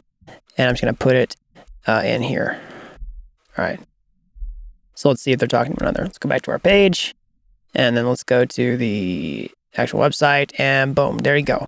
We can see that we've got a nav bar up here. It doesn't look like anything yet, right? But we have a component inside of there that's got the address up here. We're successfully passing it down. Now, one thing I want to do is while we're here, I want to go ahead and, well, we'll do that in a minute. All right. So what I'm going to do is just take this out for now. All right, let's go ahead and sketch out the HTML that should go on the page in order to display the account. Let me close some of this stuff because we don't need it anymore. Hold on. It'll just eliminate confusion. All right, I'm going to put the website here and the mockup here. So let's just go ahead and fill out some of this HTML. So we're using some custom CSS. All right, so if you look at this index CSS file, this is all of the custom CSS to make this mockup. So I don't want to focus on writing CSS in this tutorial because we just want to focus on the blockchain side of things. But just notice that we're getting all of the CSS files for free directly from this index.css file that's already in here. That just go ahead and it adds all this styling for free. We've also got these images for free, like this and this. If you look at this assets directory, we've got like this these SVG files that, you know, this is for the logo and this is for the background, which we've got right here. Okay. So let's go ahead and sketch out some of the HTML. We can go ahead and add a new div like this. All right. We're gonna have one div here. Okay. And then we're gonna have an image here. All right. And then we're gonna have, let's just leave that there. And then we're gonna have an owner list. Well, sorry, we'll have an H1. And then an owner list. All right, so those are our main, we're gonna have three main elements. So we have a nav. And then actually outside of this, let's do this button. Okay. And then for now, what we're gonna do is just put in the account here. So anyways, let's just fill these out. So I just want to show you the high level scaffolding. So let's do that. We go back to our page. Still looks kind of funny. Like this doesn't make any sense, but let's fill it out. So I just want to show you the basic scaffolding so that we can, you know, you're not confused and trying to see what goes where, but that's the starting point. So inside the div, we're gonna give this a class name. Okay, whenever you're using classes like HTML classes, normally you would do this in HTML, but React has a conflict with that. So you must use class name in React. And we say nav_links. Okay.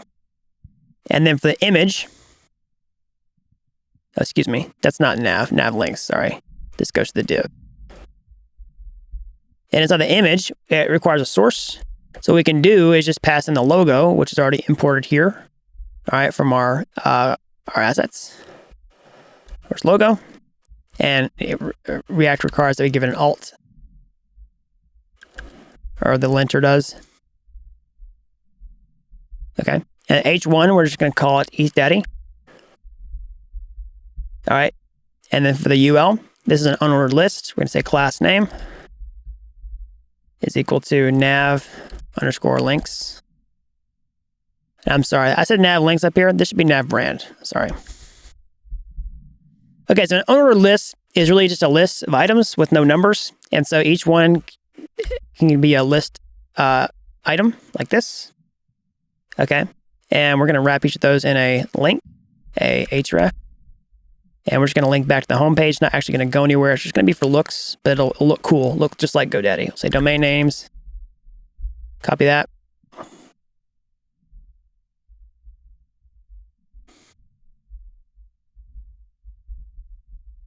And then we'll do websites and hosting.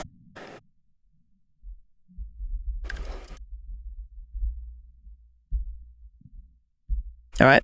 And then we'll say commerce. And then email and marketing. Okay. So let's just save that and see what happens. All right, that's looking a lot better because ETHDaddy, domain names, website, they look like links, but they don't go anywhere, right? It's really just for looks so that our mockup looks like GoDaddy, right? That's exactly what our thing looks like right here, right? So now we can style this button, okay? We can just say button. Let's just break this up into multiple lines here. Okay, let's say button. We're going to say type equals button. And then also class name is equal to nav_connect. And we're going to say, just going to put the account here. All right. And boom, we can see our account. But you can see it's clipping, right? Like we can't see it all, right? It's kind of annoying.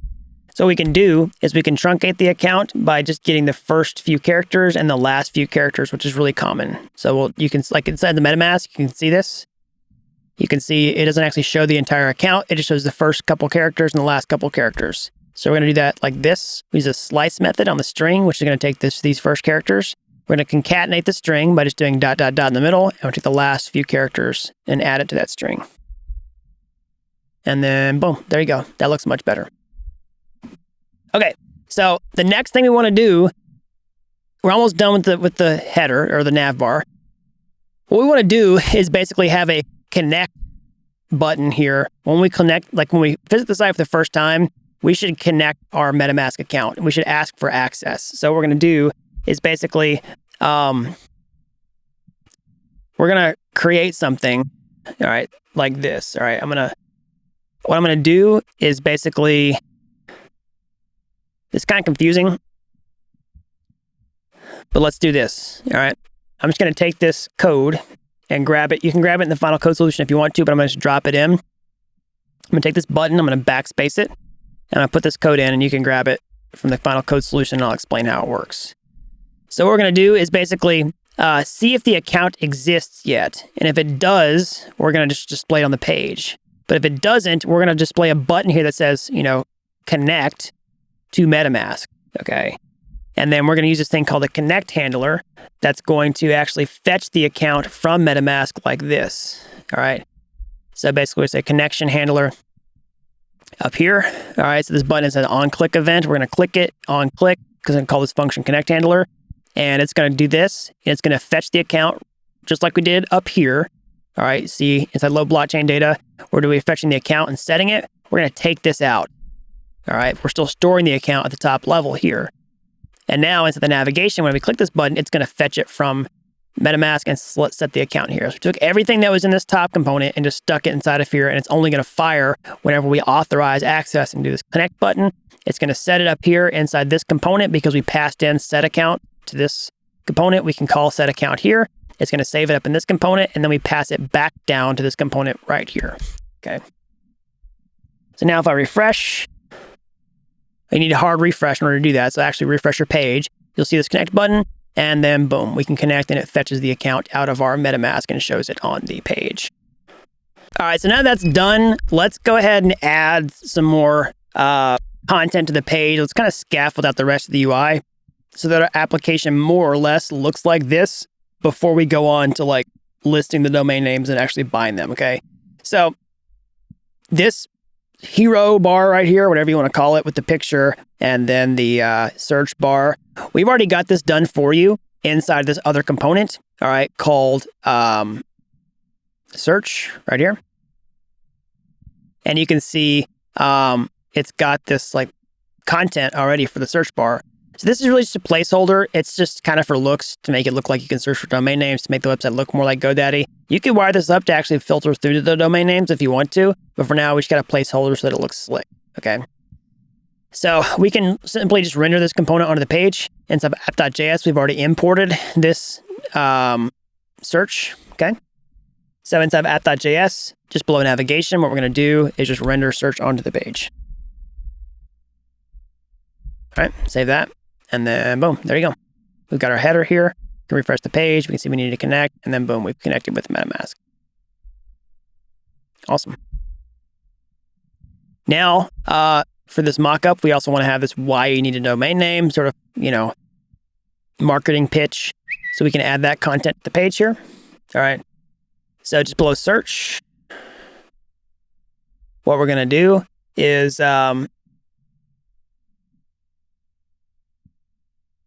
create a div. We've got this div called cards section, this cards title that says, welcome to ETHDaddy. We're going to replace that with the text, you know, why you need a domain name, period. And then we're going to create a new paragraph just below that, like this. All right, paragraph. And we'll say class name equals cards underscore description. And then we're going to put in that text for that's on this mockup here, you know, or yeah, this stuff. Okay. You can grab this copy if you want to from the final solution, or you can just copy it off the screen here by hand. I'll go ahead and pause the video so that you can see that. Okay. And if you save that and go to your app, you should see that available. All right. And the last thing we want to do, last couple things, is we want to put in a horizontal rule here. And then you can see that just like our mop-up. And then now we've got a spot. We just put a place to render those domains. And let's just create a div here, called div. And then we'll just say class name equals cards. And we'll leave that blank for now. We'll actually put all the domains inside of there. All right, and we'll do that. Okay, so that should be all our scaffolding. We can still connect, we can see this. And in the next section, we're going to list the domains on the page, and then we will let you buy them. All right, so there's one more thing I want to do here. You know, we're going to list the domain names on the page in the next step, but there's one little thing that I forgot that's pretty cool that you're going to want before we do this next step, okay? So you can see that we, you know, have loaded the account here inside MetaMask. What happens if you change your MetaMask account, right? What if you're here and you go to Hardhat 0, right? Hardhat 1, and I go to Hardhat 0.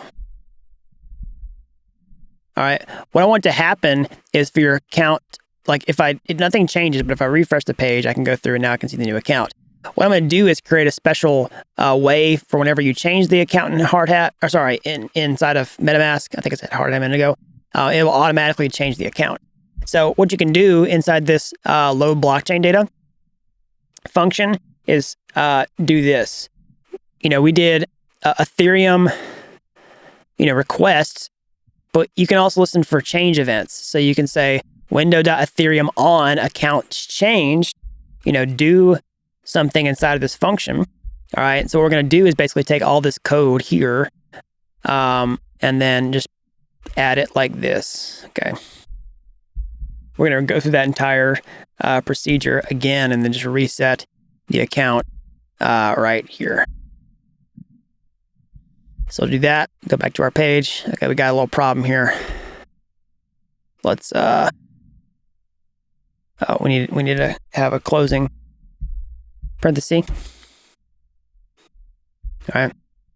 So now if I connect, and then I go to my MetaMask, you can see 226 is the last 4 of this one. If we go to Hardhat 1, we can see that it automatically changes to 79C8, which is this one. All right. So now you've got a special utility to automatically detect the new MetaMask account if you change accounts. That's a cool thing I wanted to show you. All right, so now let's get on to listing the domains on the page. So I forgot that in the last section. Let's just go ahead and do that now. Okay, so we need to wire up these smart contracts to our app. Okay, so we're going to do this primarily with the Ethers.js library and also this stuff that we've already imported. So before, remember I showed you that you need to save your ABIs into your file here. Make sure you've done that. And then make sure you've got the correct address inside your config.json file here. This is the address of the smart contract. So we're going to use the Ethers library to do this.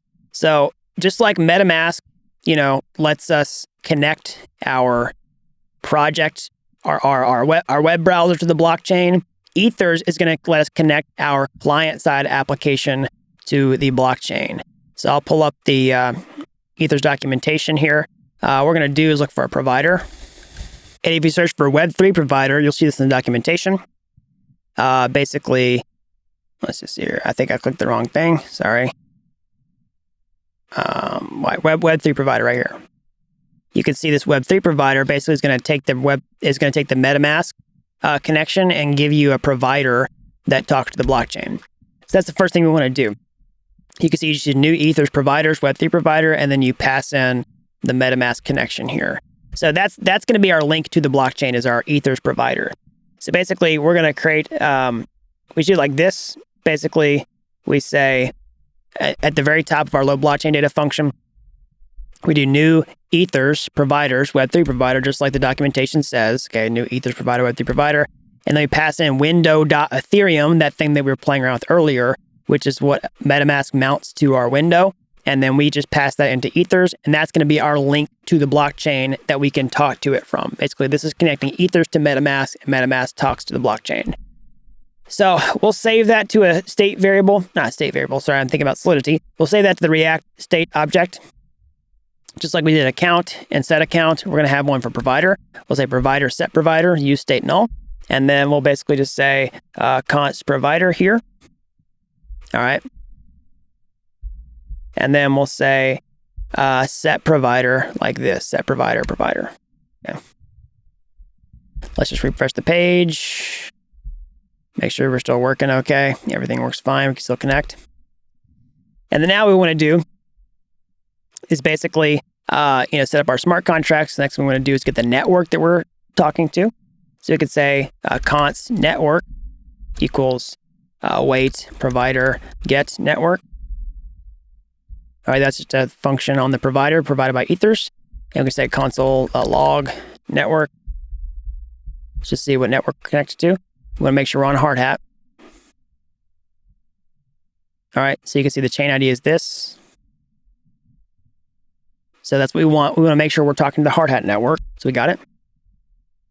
And now let's get a copy of our smart contract in JavaScript with Ethers so that we can start listing those domain names out. So if you go to the Ethers documentation and you search for ethers.contract here, you can see ethers.contract, okay? You can see how to do that. This is going to show you how you can basically create a new connection to that contract. You do new, actually, hold on, let's do a different one. So deploying, connecting to a contract, that's what we want. Basically, you can do new Ethers contract, and then you just this is going to let you have a JavaScript version of the smart contract. You need 2 pieces of information. You need the address and the ABI, and then a provider or signer if you're going to sign transactions on it, okay? So we'll do that like this. We'll do exactly what the documentation tells us. So we'll just literally copy this. New Ethers contract. All right, and then we'll say const ethdaddy. And so we need a few pieces of information. Where's the address? Where's the address come from? Well, we saved it here inside this config.json file. So we could just copy and paste this address, but that's not a great solution. We want to read it from this, and it's contextual based on the network. So if you deploy this smart contract to multiple networks, you could save the different network IDs inside of here and show you what the smart contract address is on that network. So if you put this on a test network, you could have the network ID of the test net here. You could use the main net if you wanted to and just keep adding to this file. But for now, what we're going to do is get the actual address. So we're going to do config. We're going to read from the config file, which is imported right here. We're going to read the network ID. So we're going to read the key, which is this key, all right, which we got here, network.id, all right. And then we're going to get our network chain ID. Okay, we're going to get the address, ETH daddy, address. All right, so it's kind of a long line, not the best code in the world, but at least it's explicit and you can see what's happening. We get the ETH daddy, network ID, ETH daddy, address is this, that's going to return that. So that's the address. Then the ABI is the next thing we need. So that's the address. The ABI is here. Okay, ETH daddy. And then we need the provider, which we saved right here. Okay, that's the final thing. Address, ABI, provider. And then now we're going to save this in our state like this. Say ETH daddy, set ETH daddy, use state null. And we'll assign it to the state just like this. We'll say set ETH daddy. Okay. And now we can actually, now that we have a JavaScript version of the smart contract, we can do things like get the max supply. So say const max supply equals await ETH daddy max supply. That's a function on the smart contract. We did that inside the test, just like we did earlier. Let's just look at it. We have this max supply. All right. And then let's just go ahead and console log that. Okay.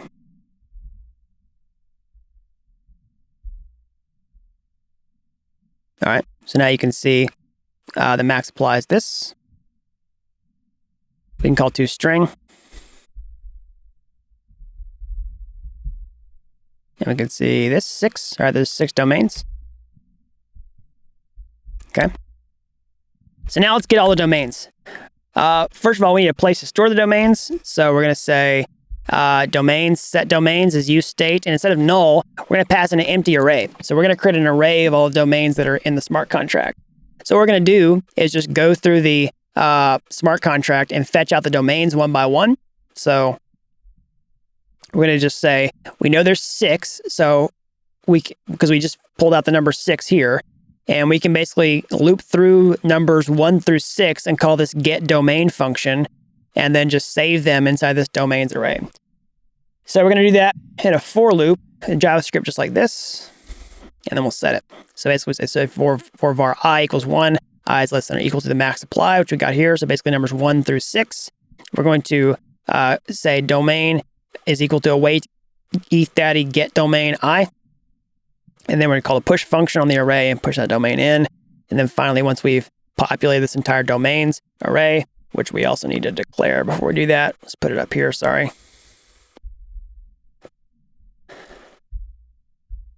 All right, once that's populated, we're going to push that into this right here. All right. So now let's refresh the page. And then, boom, that's working. So we could also console log the domains. Just so you can see it. And then, yeah, you can see it's an array. Then here's all the domains inside of it. All right, it's got the name, it's got the cost, all that type of stuff. All right. So now we have connected the blockchain. We've connected to our smart contract. We've fetched out all of the domains. And now let's list them on the page. So down here, inside the cards, we can loop through those and list them on the page. So basically, you can see that we've saved this into this domains variable up here. So we can read that variable down here, and then we can loop through them. So inside of JavaScript, we can do this, domains.map. It's just a function that lets us loop over it, and we can look at the domain, and then do this. And for now, let's just do a paragraph tag. Say domain.name. All right, let's just show that on the page.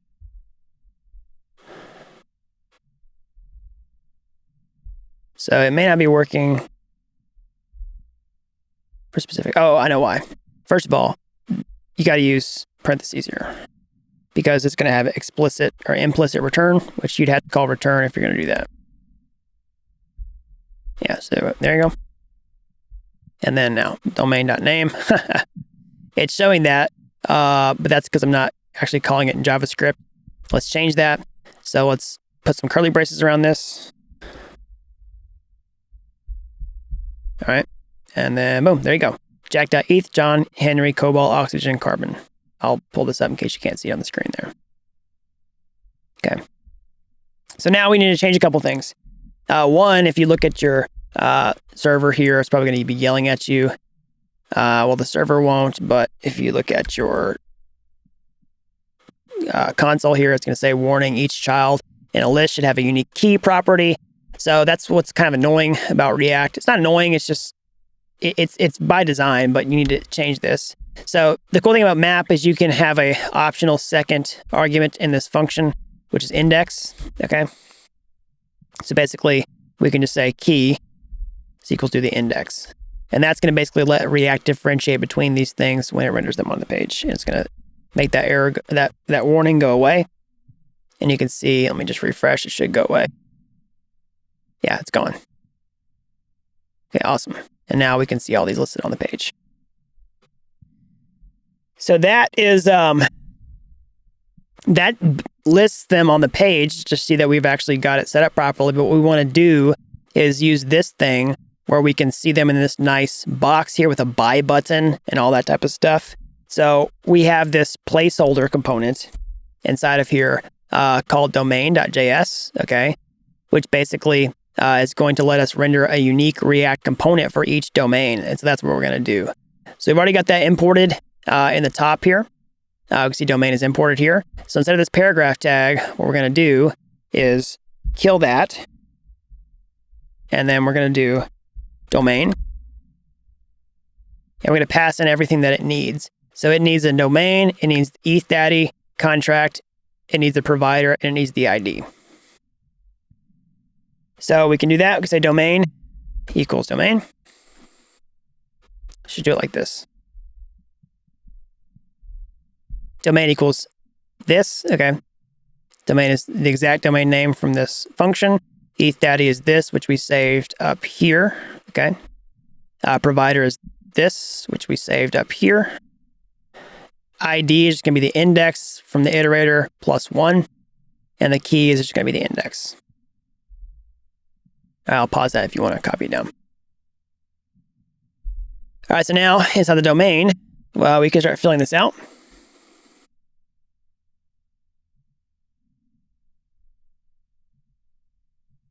Basically, we have this div called class name card. We can give another div. All right, this will be class name, oops, card underscore info.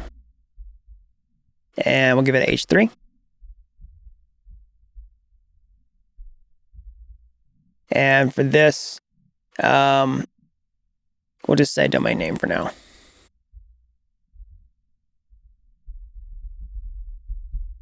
Okay. And now that's looking a lot better. Okay. So I'll go ahead and put this back up on the page, make it full screen because we don't need to look at the bottom. But now you can see that looks a lot better. It's getting the CSS that we already have pre-written for us. So now let's do another paragraph below that.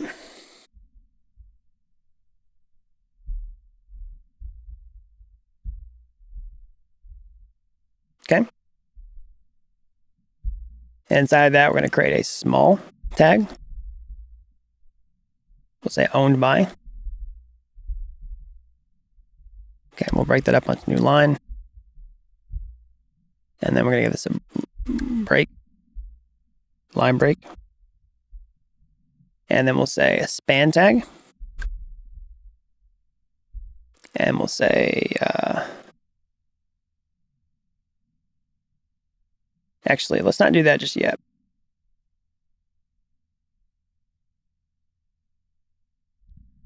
Let's not do that yet because we haven't purchased the domains yet. Let's take this small tag, take it out. So what we're going to do here is basically just say strong. And then we're just going to say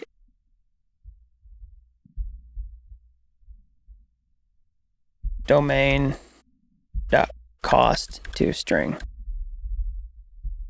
That's a lot simpler for now. All right, now you can see this here. You can see domain cost is listed, but it's giving us the way value. Okay, so that's the number, that's the value that's actually stored in the smart contract. We want to convert this to Ether. Okay, so we can do that like this. We can use the utility from Ethers. And we could say Ethers, utils, format units, domain cost to string, and then say we want to convert it to Ether. Okay. And if you look at our website, it's formatted in Ether. Okay. Now we also, after that, let's just break this up onto a new line. And then we'll indent that. And we'll say ETH.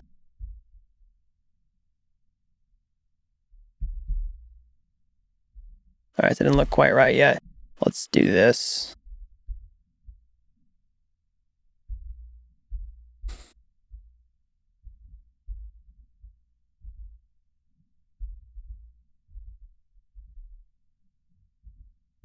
We're going to need this later anyway.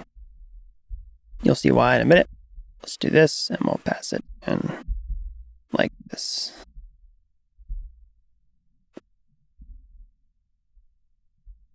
Let's look at our...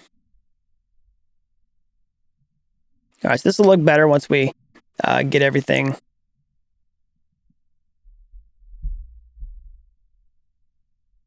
working properly. And then let's see what we want to do next. The last thing we want to do is a button to buy it.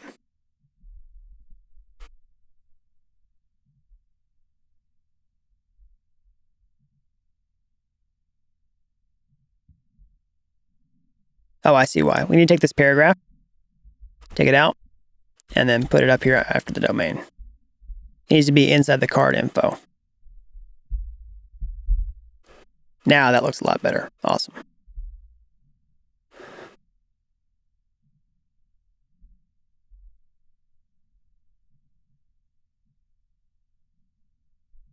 Awesome.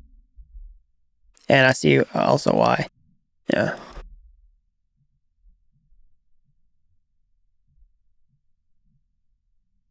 Let's just make sure we format this properly.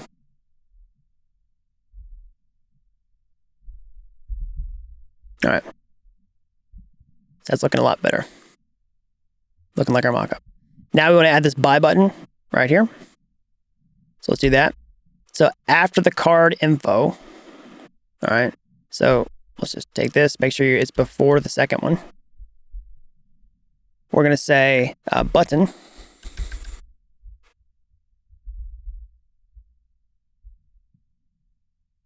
And then we're going to say buy it.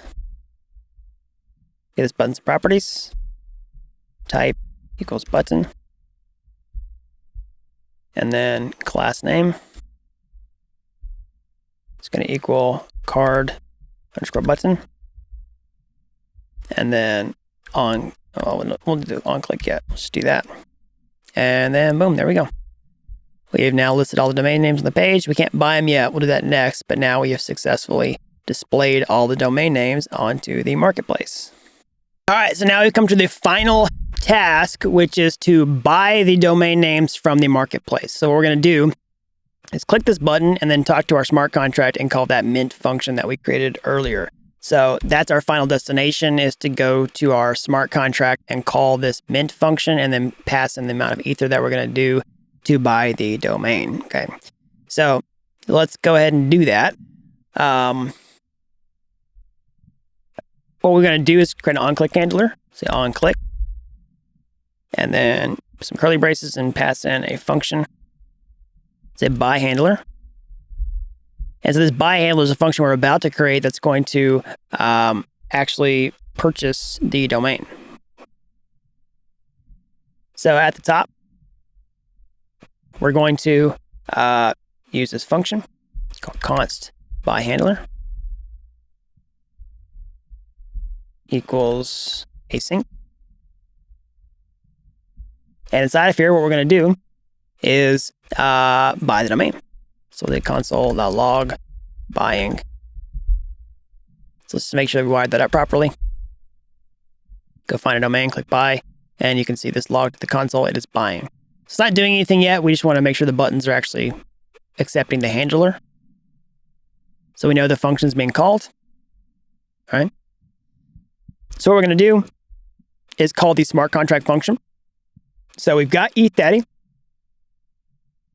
And just like we did in our tests, you see whenever we did mint, let's see here, we want to call this mint function. We basically want to do something very similar to this. So I'm going to copy this line, put it back in our app.js, or sorry, into our domain.js file. And we take this out. And we basically want to repurpose this to do that, okay? So in our test, we had an owner, but really what we want to do is get a signer here. Okay, so I'm just going to comment this out. So we want to get a signer. So in Ethers, we do that like this. Say const signer equals await provider, which came in here. Okay, get signer. This will get the signer that's connected with MetaMask. Basically the address. And then we can pull this back in. Instead of connect owner one, we'll just take signer, replace that here. And we call this mint function. And the ID, instead of this uppercase ID, is going to be the lowercase ID, which is passed in here. And the value, instead of the amount variable, it's just going to be domain.cost, because that's already written to the domain from the blockchain. We can just pull it off there. Okay. So then whenever we want to wait for that transaction to finish, say const transaction wait. And that's really it. All right. There's some more stuff we got to do after that, but that will successfully purchase the domain. Or it should. Let's go test it out. So what I want to do is go check out my blockchain. First of all, we can see the server. Nothing's broken. We have some warnings. We can address those in a minute. But here, we can just look at our blockchain for all the activity. We've seen the calls like get domain. What we want to do is see the mint function successfully called. That's the first test to see if it actually worked. So we're going to refresh the page. Inside MetaMask, we're going to make sure that we're connected to the second account, which is the purchaser. So Hardhat number 1. Okay. And make sure you've reset the account. And then we're just going to try to buy jack.eth. And what you'll do is you'll see this transaction pop up. You say it's going to cost you 10 ETH, a whopping $12,000. And you can click confirm. All right, and let's go check. You don't see anything on the page yet because we haven't coded that out. But let's look at our blockchain, and we can see that the mint function was successfully called. That's the account in MetaMask. That's the smart contract address. That's the value. So 10 Ether was sent in with the transaction. Here's the gas used, and here is the block that transaction was included into. So it worked. Now you can't see that it worked because we haven't wired it up on the page. So the last thing we want to do is show that it was successfully purchased and show the owner. So in our mock-up here, you can see that like jack.eth is now scratched off the list, and you can see it's owned by this person. So let's wire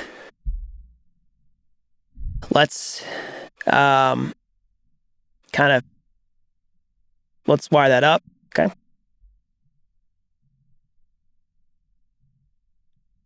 So what we're going to do,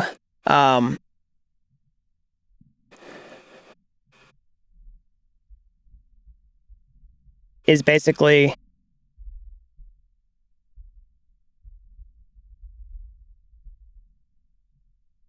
create a function that determines whether the domain is owned or not. So we already have this inside of our smart contract. So you can see that the domain is owned. We populated that. So we can check for that inside of our domain.js. So inside this H3, so instead of just listing the domain name, we can basically say, we can add some conditional logic. We can use something called a ternary expression. So we can say domain is owned. All right, and we do a question mark here. And basically, if that's true, we'll do one thing. If it's false, we'll do another thing. So if it's true, we're going to break this up into multiple lines. Okay, if it's true, let me take this out. We want to show, we want to basically take this thing called deleted tag and put in the domain name. And if it is false, we just want to give it like this empty tag here. Say domain name. All right. So now, if we refresh the page, we can see that Jack ETH is scratched off the list and the other ones are not. So that's the first indication, is showing that. Okay. Now the thing we can check for is owned, or if it has an owner.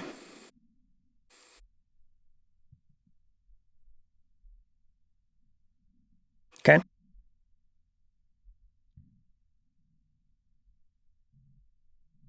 So what we can do is set an owner.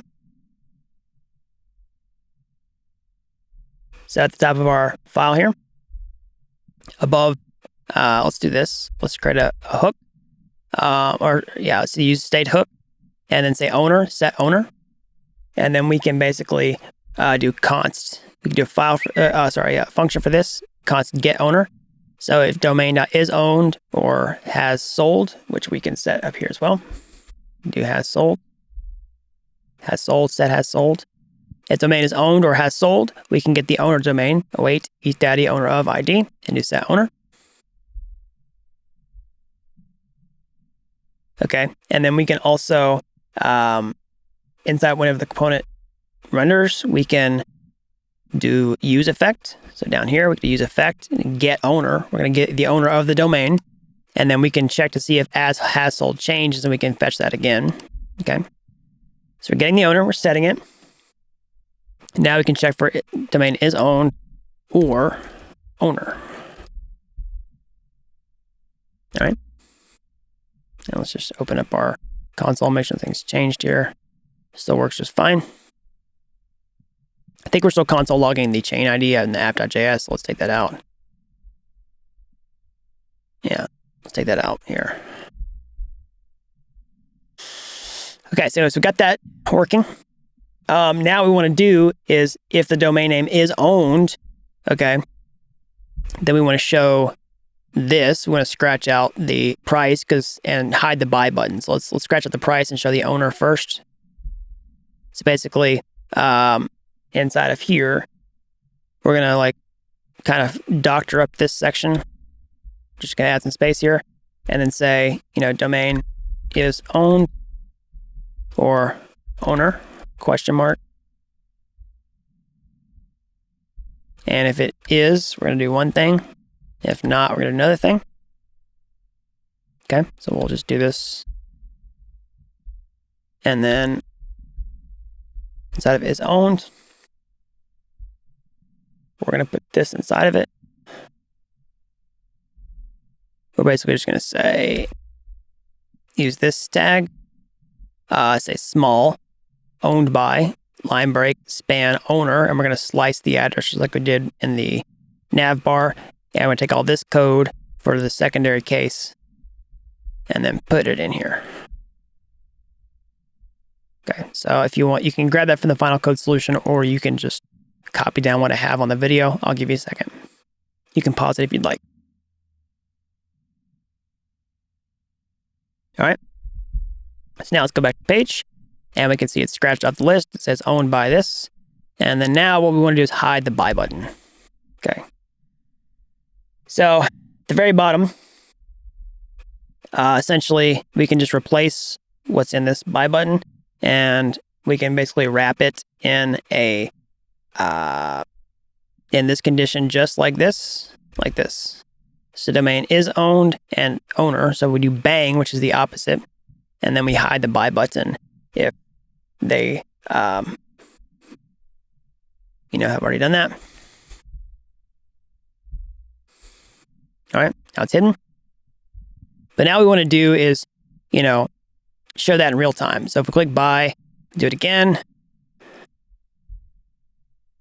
All right, it's going to work. We can see it on the blockchain, but it doesn't automatically update the page. We have to refresh in order to see that, right? So what we want to do is update it in real time. So basically what we can do is after the buy handler, after that last line, we can do set has sold to true. All right, and because we're looking for changes on the has sold, like take this out, it wouldn't work. If we put it back in, if has sold changes, it's going to do use effect get owner, and it's going to go through all that again, and it should automatically refresh, or automatically update, I should say. So let's click buy, and let's watch it update in real time. All right, boom, there you go. All right, so you have successfully completed the project. You've created a domain name marketplace where you can list the domain names with prices. Someone else can buy them, and then you can receive the ether for doing that. Now, one quick piece of homework I can give you here is actually getting the funds from the proceeds. Okay, so I'm not going to show you how to do it, but I'll give you some hints. There's a couple things you can do. One is that just like the, we have these scripts in Hardhat where essentially, you can deploy smart contracts. You can write scripts to do anything that you want to. So you could create a new script inside of here that basically, talks to the smart contract and withdraws the ether to your wallet. So that would be one strategy. Another strategy would be essentially recreating your smart contract so that whenever the mint function gets called, it automatically transfers the ether to your wallet so that you don't have to do anything. Okay, that's another strategy for doing that. Of course, you have to update the tests. I would highly recommend testing your smart contracts to do that. I'll give you a hint. Basically, you do something like basically just copying this code and putting it inside of here. It's not exactly going to work. It probably will work, but instead of, storing the contract first, you could get it from the message value and then directly forward it to your wallet if you wanted to. Okay. And then you wouldn't need the withdrawal function anymore. Now you could keep the withdrawal function anyway, in case somebody sends ether to the smart contract or somehow by some way. It shouldn't happen because there's no receive function on here, but you might want to keep it on there just in case ether somehow gets sent to the contract. You can forcibly send ether to contracts with like self-destruct and things like that. So you might want to keep that on there just to be safe. Anyways, that's something that you can do next. There's lots of other things you can do. You can deploy this to a test network. You can deploy your website live to the web. If you do that, be sure to tag me on Twitter. I'd love to see what you create. I'll pull up my Twitter here so that you can see that. So you can just find me on Twitter over at Twitter. Hold on, pull my profile up. Twitter.com/Dapp University. Go ahead and tag me. I'd love to see what you create. All right, so you've just successfully completed an entire domain name marketplace on the blockchain with NFTs. So I hope you like this video. Again, I put a ton of time and effort into making this just for you. So the only thing that I ask in return is that you subscribe to this channel and you destroy that like button down below. Just smash it, go ahead and click it now for the YouTube algorithm, because that really helps these videos out so that more people learn about blockchain. And if you liked this video and you want to go more in depth and learn how to create real world smart contracts, build a fully decentralized application, put it out there on the web, and also deploy your smart contracts live to a blockchain, now, I can show you how to do that among a lot of other things, like break into the blockchain industry, land your first blockchain developer job, increase your salary past 100K over at dappuniversity.com/bootcamp. Okay. You really don't have to be an expert to get started today. I've helped people with zero coding experience become real world blockchain developers in a matter of months. So that's all I've got. Until next time, thanks for watching Dapp University.